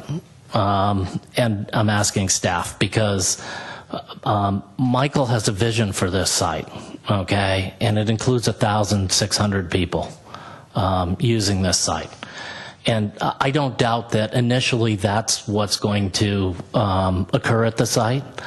My concern is 2, 3, 5 years down the road, if he decides to sell it, okay, and somebody else comes in and they go, you know, I just need to put some more air conditioning in the basement of the garage and get rid of some parking spaces, and now I can have 3,000 people there. And we don't get to have any say on that at that point because the building's already built, and they're just remodeling the building. Am I stating that correctly, or will the city have the ability to have impact if those things come forward down the road? I want to know what, not from the developer's point of view, I want to know from the city's point of view whether future planning commissions would have the ability to impact those projects. So since it's a PD, it's almost like a contractual agreement between the owner of the property and the city. And so if there was a significant change in something like that, if they wanted to increase capacity or increase the height or do a remodel, the city could say that it's an amendment to the planned development zone that was approved, and then that would have to go back through the Planning Commission and City Council for review. In addition, if they wanted to replace the air conditioners, just let's say they came in and there was air conditioners that did twice the job that the air conditioners do today with the same size of an air conditioner, they would still have to get a permit from the city of San Carlos, which is, you know, up to our discretion whether or not to approve such a permit. And that again could trigger, well, hey, if you want that permit, we think it's a significant change, so you're going to have to go back through a public hearing process. So in theory, 10 years down the road, the air conditioning capacity could change, become much more efficient, and the occupancy of the building could double. In theory. In theory. Yes. Is there any way we as a commission have any ability to limit that, or is it sort of once we approve it, there isn't anything we can do? Well, as I noted, if there was any significant change in the way the building is used, like maybe it's a use change, maybe knowledge-based businesses change into something else, and you know, you can get 10 times as many people in there or something. The city does have the discretion. So you, as a commission, the city as an entity has discretion because of this permit that you would have granted, which is the planned development permit, and also, well, it's primarily that. So any change to that, you could write a provision in the PD that says that any significant change in X would trigger, you know, a review of the planned development agreement, or an amendment as such, or review, some kind of a review process. So theoretically, you could craft some language in there to, you know, make sure that happens, even though it's within the discretion of the city to do that. Okay. Then now I have a question for you. What's a reasonable number if we were to do that? I'm not going to answer your question. So I think that you're misstating, really. So when you look at the TDM program, okay. The TDM program limits the number of trips that the project can produce. Okay. And it's an annual update. So and it's an annual update. That's going to trigger off other Yeah, things. and it's an annual update. So I'm not trying to minimize the legitimacy of your concern. Certainly, if this happens and Redwood Shores starts occupying at this same rate, you're going to, it's, we're going to see, people reacting, wouldn't we? Right. Because there's a lot more office product on the other side of the freeway from Holly Street than there is in San Carlos. However, going down the slippery slope path, the TDM program is the teeth in our transit-oriented project. So if you look at the city has the ability to withhold occupancy permits, building permits, et cetera, in the TDM program. So, and the TDM program limits the amount of total trips the project can produce. So that's all, I can reference you to the TDM program, which runs with the land. It is essentially like a deed restriction that runs with the land. And so through any potential sale of the project, the TDM program would continue to be, the project would continue to be subject to the TDM program. Okay, so essentially looking at it, you have 1,500 parking spaces, okay? The TDM requires a 20% reduction, which essentially says 1,800. TDM goes further. The TDM limits the total number of trips that this project can produce to 4,600 and something. Yeah, 80% of that number, which AM/PM trips, total trips, okay? So the TAM program is already really doing what you're looking for. It's just doing it in a way that it's a general way because the city can actually follow up on it, an annual right? update, so. We're going to report to you annually, and there's a 5-year update to the TDM program. And like we talked about, the TDM program states within itself, if these measures aren't working, if we're not getting the reduction, right, then there is the ability for the city to require additional measures. Okay. Yeah. And one thing I wanted to mention about... I want to hear these answers because these are questions that people have. That's what's great about a study session, yeah. right, is we can talk about this. So exactly. One thing I would mention as well is cities used to require a certain amount of parking. Now cities restrict the amount of parking you can have. And the reason why is for the exact reason that you just brought up. It is a self-fulfilling governor on occupancy by keeping the car count low. So our 1,510 trips is actually, if you compared it to a project in Santa Clara, we're parked much less than a project would be in a more suburban office park region. So essentially the way you could grow is by using transit, non-vehicle traffic. That's right. Okay, that's right. And that would have the impact of more people eating at the restaurants in downtown. Okay. Yeah.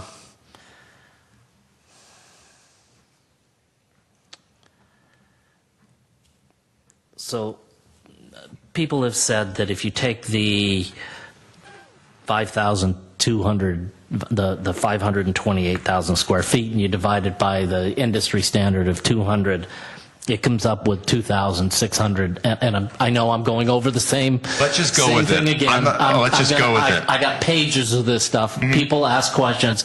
I'd rather get them out, answer the question, and I understand. Go. So, is that addressed in exactly the same way? Through the transit, through the TDM? Yes. Again, there's a maximum number of trips allowed under the TDM. Okay. You addressed the comments about whether it's visible from the neighborhood. You and I had a discussion about the height of the building. And one of the comments you said is that no other... and I told you I was going to bring this up. No other building close to the neighborhood could be 100 feet. Can you talk to me about that? I'm trying to think about whether I want to put a slide up that I have to talk about that, or I'll just talk about it generally, and then if you want to see the slide. So I think Al really already answered the question, but essentially, there's a general plan. And these sites are zoned, and there's a traffic a report done. And as you brought up tonight, we're using some of those trips for our project that are in the general plan. All the sites closer to the neighborhood from our project north are zoned heavy industrial. Our project complies with all zoning except for the height. So we're a PD. In order to go and change that, it would be a very different process. So that's why we're able to fall under the general plan EIR and do a mitigated negative declaration. So our whole process is driven by the fact that we comply with our density, with the number of trips, with the amount of square footage, all of that we comply with. There's just one change we're asking for, and that's height. So I think city staff could get into more detail about that because they're much more versed in it than I am, but generally that's what you and I had talked about. Okay. Al, I'm going to ask you the same question. Is the likelihood that buildings closer to the neighborhood or parcels closer to the neighborhood could go to the same height? I think you may see other proposals that will request a height of above 50 feet. So I think that that is a possibility, that you'll see that from anywhere from, the north side of the city all along the 101 corridor. I think that's a possibility that developers will want to do that. I mean, PAMF was approved at 91 feet, and the tower element goes to 100 feet there. And that's pretty close to the neighborhood. That was a very different project that had a significant community benefit. Yeah. But I'm just saying that that's an example. And so that corridor is, it's underdeveloped. PG&E has 18 acres there. There's still a site at Hawley and Industrial. The Bayshore Electric site could change, and south. So there's a possibility that you could see other projects come in requesting above 50 feet, yes. Which is sort of the reason I asked about, is there a plan to sort of tear away future projects from the residential neighborhood there? The existing zoning is in place. That is what it is. Yeah, and again, we had this discussion during very rigorous discussions about height during the zoning, and there was a green belt that was established around the neighborhood, a 10-foot wide green belt, and tiering for buildings adjacent to the neighborhood, but not across industrial. Okay. So I actually sat at the Traffic and Circulation Commission in the back, and one of the suggestions was to line up the streets at Commercial with the entrance to the project. Is that feasible? And the idea was that you could split the bioswale so that you could actually put a light at Commercial rather than at Branston. You're way above my pay grade on that one. So that's a traffic consultant. I don't know the answer. I think yeah. Think about it. No, it's a question. No. So essentially, I am thinking about what we're talking about. No is the answer, because you wouldn't. Yeah, no, I don't think you could line them up. Except that it's directly across from your project, so there's no way. That's why we're doing the left-hand turn out of Commercial. I think what we don't like is the fact that you want traffic to flow on industrial. And so one of the reasons we're getting rid of the left-hand turn out of the project, I don't know if you caught that. That intersection is going to be a right-hand only. One of the reasons we're getting rid of the left-hand turn is to help reduce that sort of on and off on industrial. But you're above my. The issue with that is that you're forcing traffic to Hawley Street by making a right-hand turn only. Is there a U-turn? No, that's not correct. We're forcing traffic to Branston, where they would, if they were going southbound, would commit a U-turn there. And is there a U-turn at that site? Yes, there is. Okay. That was going to be my next question. Okay. What page are we on, Scott? We're on page 2. Of 7 or 8. Remember, there's a 10:30 limit. I understand.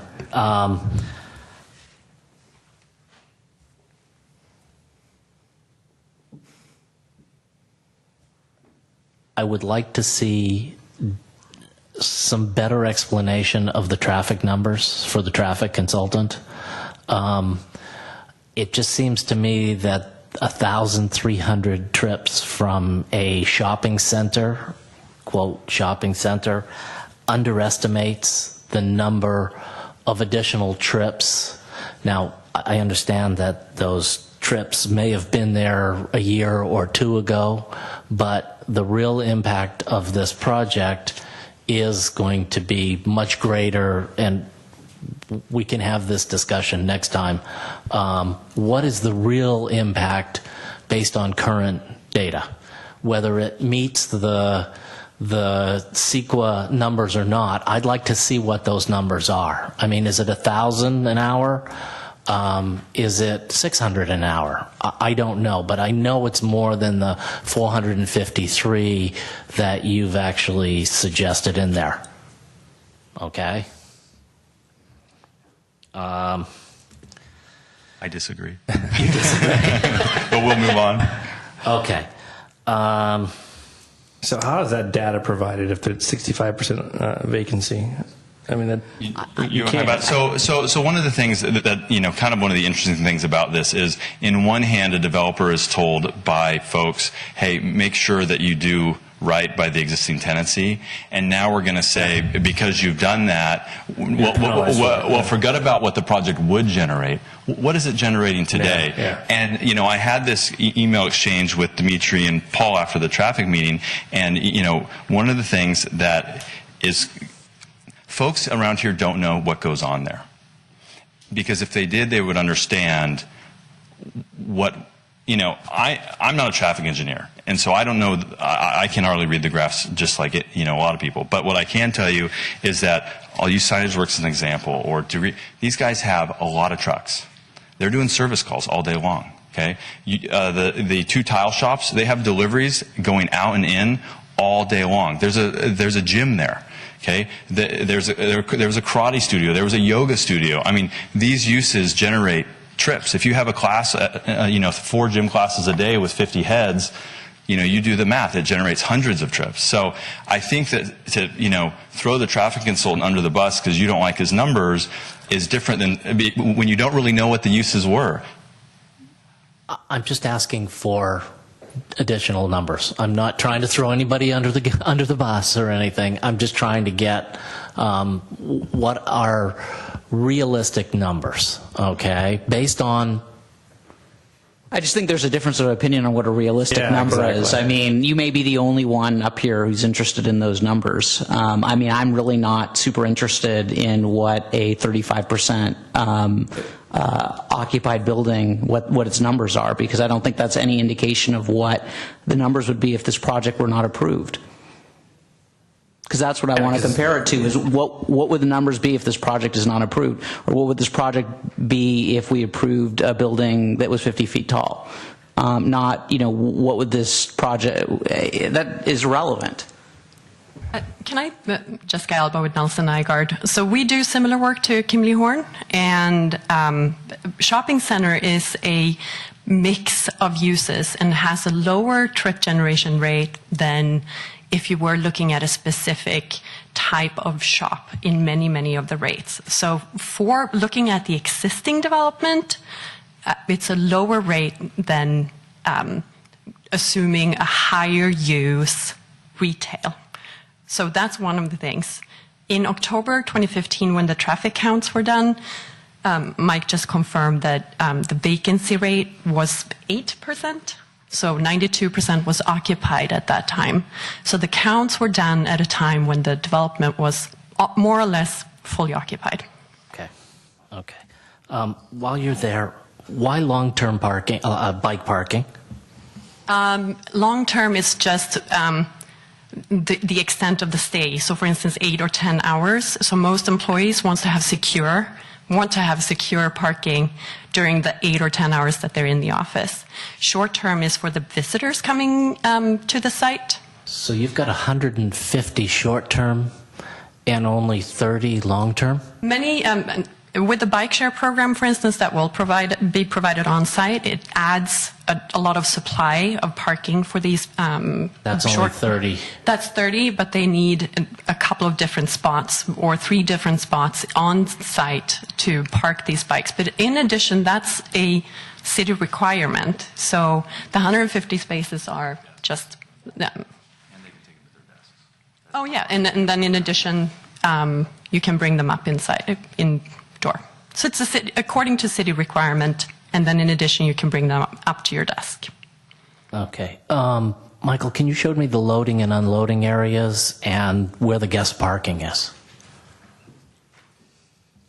Yeah. So part of our TDM program requires tenants to allow employees to take bikes to their desks. To answer your question about that. Okay, now what am I doing?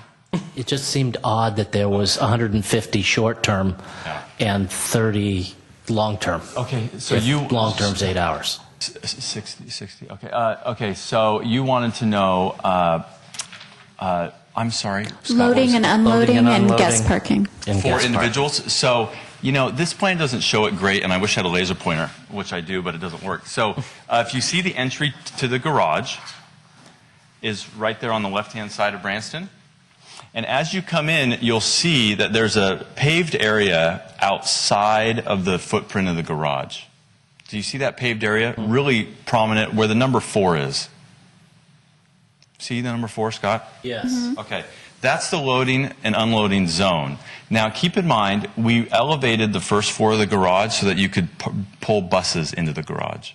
Again, the idea is that we're pulling all the traffic off of Branston as quickly as possible. And so we didn't want buses to have to pull over on Branston to drop people. We're actually allowing them to come into the project.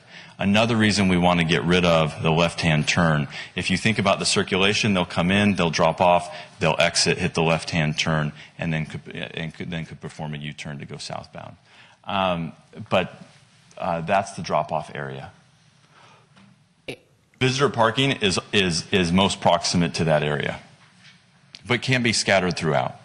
Because keep in mind, one of our requirements here as part of our environmental silver level is to have bike or carpool parking in this part of our TDM program and battery chargers. And so we try and make those prominent on the main level of the garage. Okay, so the guest parking's on the upper level of the garage. The guest parking can be anywhere in the garage. What has to be most beneficial is ADA first, then a preferred carpool parking, and then preferred charging stations. Okay. And what about deliveries? Deliveries you'll see where number 11 is on either side of the building. So this building isn't designed for large trucks. It's really designed for like FedEx or Staples sort of a delivery. And so they would back into that area where number 11 is. Okay. And there's a freight elevator in that part of the project. And again, that freight elevator is also going to be used for potentially for employees to take their bicycles upstairs as well. Okay. Why 3 lots and not 1? A parcel? Yeah. Oh, that's an interesting question. So it's really for financing purposes. So the garage will have a CC&Rs attached to it, which will be bound by the other 2. This project would be too large in scale for a single bank to finance. So each building will have a different lender. Okay. Yeah. Thank you. Dirt hauling. 7 days a week? So what I talked about earlier is it's a function of duration. And so our goal is to get out of there as fast as possible. Now keep in mind the existing project, which even at 35% occupancy generates some traffic. And so that project will no longer exist. The buildings will have been raised. And so those trips will go away, and these trucks will replace them. And so, yes, we're trying to get that done as quickly as possible. The benefit of that is then all the parking will be underground. My concern with that is really the 7 a.m. to 9 a.m. weekday. It just depends on how many months you want us to be there. What are the options? Well, it's a simple. Talk about math. That is the easiest math calculation. So right now, you'll see. Start calculating. So you'll see how many trips. You'll see the hours. You'll see how many trucks per hour, and you'll see the days. And so we can extend the duration to 8 months, but you don't want us to. So No, but let's look at what the impact would be of limiting that to 9 a.m. or 8 a.m. or something so that you're not impacting the commute. Well, the 7's usually the low-hanging fruit because people are still in bed. Yeah. But our hope is that by staying away from Hawley, that we aren't impacting the commute unnecessarily for those 4 months. Okay. But again, it's a function of trying to get out of there. And if you want us to look at that, I'll absolutely look at it. I mean, it's simple to figure out how many more weeks we'd have to do it. We should have to do it. Okay. Another thing is, and this was something I talked to you about very early on, is landscaping. And hang on. Don't ask for. There's a lot of trees in this one. I'm not going to ask for more trees. Hang on. What I want to know is the height of the trees, because every picture I saw shows the maximum height of those trees about 30 feet. Okay, so see that chart on the top of that graph? So this graph is this in your package? Yes. So at the top of there's a chart there. Now, you can't see anything on this, but that chart tells you all the heights. And I guarantee you that the oaks in front of the project I think they're 45 feet. Okay. But take a look at that chart. That's what will guide it. Okay. One of the questions that I have is you're doubling the height, but you're only adding 50% to the landscaping. No. It's all asphalt out there now, Scott. We're adding. Right. No, but I mean, what do you mean? When you're asking for a 100% exemption from 50 feet to 100 feet. Okay. Right? But in return, you're only giving back a 50% increase in the amount of landscaping space. I don't know. So when you go from 15 feet to the 23 feet, that's 8 feet. That's roughly 50%. You mean in the setbacks? Not in the setbacks. I don't in understand the required amount of landscape is 15% of the project. Right? I know. What's required, not what's there currently. Not what's there. What's required, okay. is 15%. And what are we and providing? What you're giving is 23%. Yet you're doubling the height. You're giving 100% additional height, and you're only giving 50% back on the landscaping. I thought we said you were cool on the landscaping. No, I said I wouldn't ask for any more trees. Okay. Scott, if there's a project on the peninsula that you can find that is better landscaped than this project, I think we'll have something to talk about. I'm just pointing it out. That's fine. I want to hear what's going on. Shuttles. Yes. I saw nothing in here in the TDM or any plan about shuttles. Laura, I may kick this to you, but I believe that our conditions of approval requires us to participate in any future, what's it called? Transportation Management Association, which would govern shuttle systems. So, for example, if they got together and created an association to fund shuttles, it requires us to participate. It's not elective. Okay. Is there anything in here that limits where those shuttles go? Anything in the conditions of approval? That they need to go on the west side? Is that something we can incorporate? On the west side? Yes. Which means they have to use Britain, go down, and use the El Camino. I think as the shuttle program is developed, then it would receive the input from the public about how that was done. It would be part of the program and part of the Transportation Management Association to manage that and ensure that the project complies. But it Okay. wouldn't be a specific condition approval on this project because it's not part of a shuttle right now. If it became part of a shuttle, it would have to comply with the conditions of approval of that program. Can a condition be put in that states that any future shuttle that is part of this program needs to go on the west side? I mean, we just had this whole thing with the Transit Village about shuttles, and if it's not put in there, then... You're talking about the multimodal? Yes. Okay. I'm just saying You're it will talking use about how it incorporates into the how it transit village and the incorporates multimodal rather than station. come down and goes through the residential neighborhood. So, I mean, I think that may be more of a question perhaps for the city attorney, but I'm guessing the answer is if we required them to have shuttles, then we could limit where their shuttles went, but because we're only requiring them to participate in a program, it'll be up to the development of the program to decide where the shuttles go.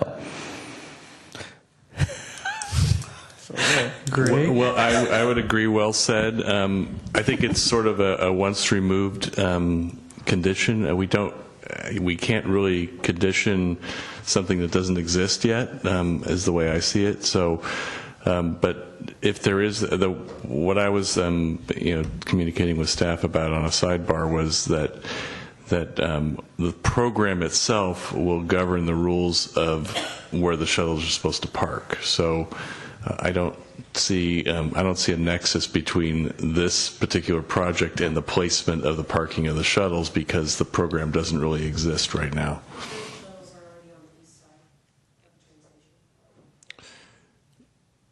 I'm just stating that this project, we're not requiring shuttles. We don't have a shuttle program yet. So Does the current program that limits the number of shuttles on the east side to 4, would that have any impact on this shuttle program? that's probably a staff question, not for me. So Look it up. So, yeah, we can, I think we we can, get we can talk your about question. that. So I'll try and go through these as quickly as I the capacity question you're saying is the capacity of the west side. Yeah. Yes. Okay.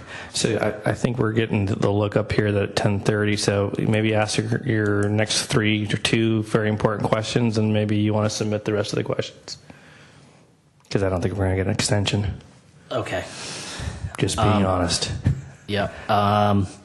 Okay. So you've got all these people walking to the train station at the moment because you have no shuttle. How are you going to deal with rain, bikes? It seems like there's going to be a lot more people who will be getting rides from other people. And that's one of the concerns about additional vehicles, additional people walking through the neighborhoods. If we can have a discussion at some point about how to potentially think about that as ways to direct people in an alternate route than what we anticipate will happen.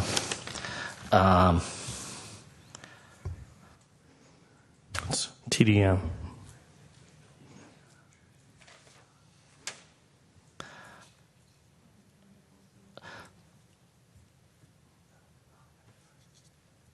So your traffic numbers, they include catering and people visiting, and what type of services are you going to have on site?